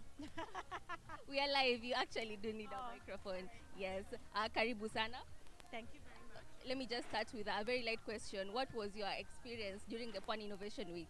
Oh, I just loved it. I've met so many talented young people. I'm like, wow, there's so much potential in this country, and especially in Pwani. So most definitely the next time I'm looking for developers, this is where I'll come to look.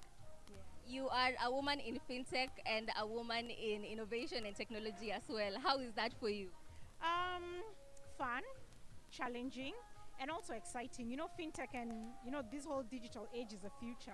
So it's exciting in that sense. Why I say challenging is that it's a man's world, but we are slowly changing that. So that the challenge is just pushing in your space. Then once you get your space, you open it up for more people. So we are working on that to make sure when I open that space, I pull in like 5 girls, so then we can be able to win in this tech space. Yeah. Maybe there is someone looking at you right now and saying, I want to be like you. What's your advice to them? Probably set your goals and go at them fearlessly. I keep saying everything you want is on the other side of fear. So whatever you want to go at, go for it. I stand here as a woman in tech, but I didn't study technology. So everything I've learned at work through training and just experience. So whatever you want to go at, I think the world has changed. It doesn't matter what you really studied. I've even met people who are leading fintechs in Africa who didn't even get a degree. So wherever you are, just start there and grow. But just know, everything you want is on the other side of fear. So do it afraid anyway. Yeah. That was beautiful. Maybe we can, thank you. Maybe we can have you tell us your experience during the 3 days of Pwani Innovation Week. Oh, fantastic. It was an amazing experience. My name is Mudathir Abdul Karim, and the Innovation Week in itself has been quite a humbling and amazing experience in such a way that we've seen our youth, especially youth from the coast region and Mombasa, stop agonizing, and they're starting to organize themselves into very profitable and lucrative ventures. And this is very, very important. You see, the most important thing for our youth today is the mindset. That is the biggest asset. Once you transform your mindset to be a productive person, then you will be a productive person. But if you still have the victim mentality, you will remain a victim forever. Because it is very easy to point fingers and start blaming others. But once you take the first step towards organizing your life, you are better off than 100 others who are still sitting around waiting to have their destiny changed. Fun fact, I would see you up and down trying to ensure everything is well taken care of and in place. Why is that important for you? Well, in management, what they say is there should be a place for everything, and everything should be in its place. And that's what we are doing. As part of the Pwani Innovation Week Committee, I am really proud to have seen this event being so successful for everyone.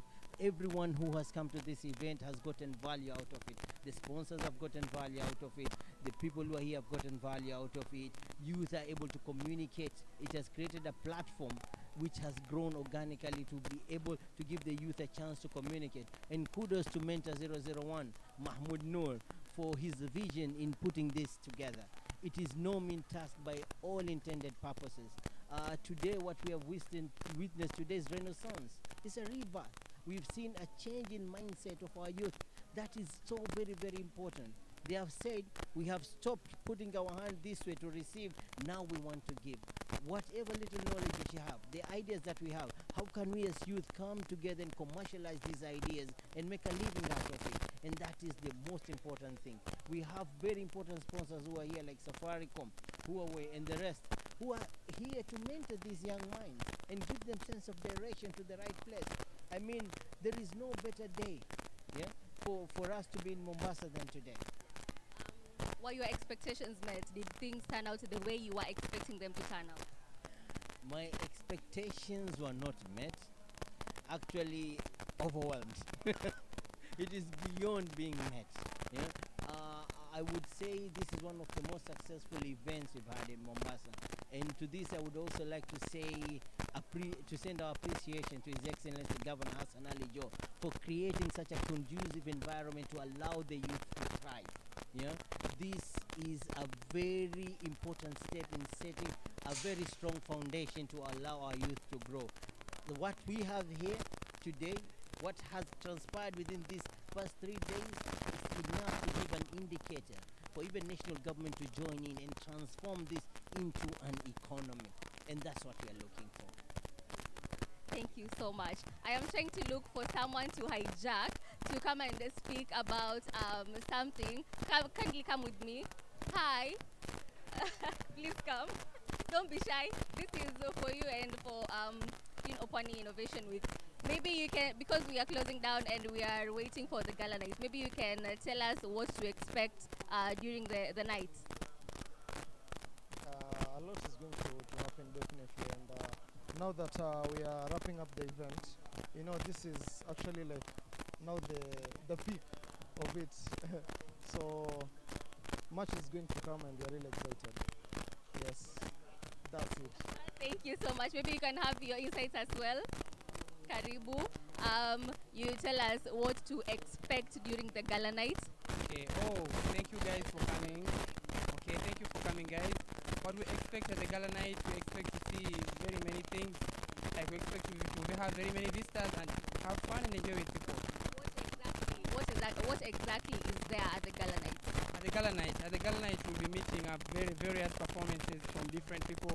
We have like some of also the volunteers who are good at performing. They may perform or something like that, yeah.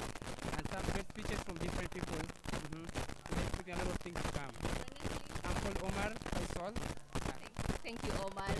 Yeah, I had to speak with one or two of the volunteers because they were people who ensured that this event was successfully up and running. My good name is Caroline Suma, all the way from Demystified Media. Thanks so much for Pwani Innovation Week, Executive Director Muhammad Noor, for giving us this opportunity to showcase this event live.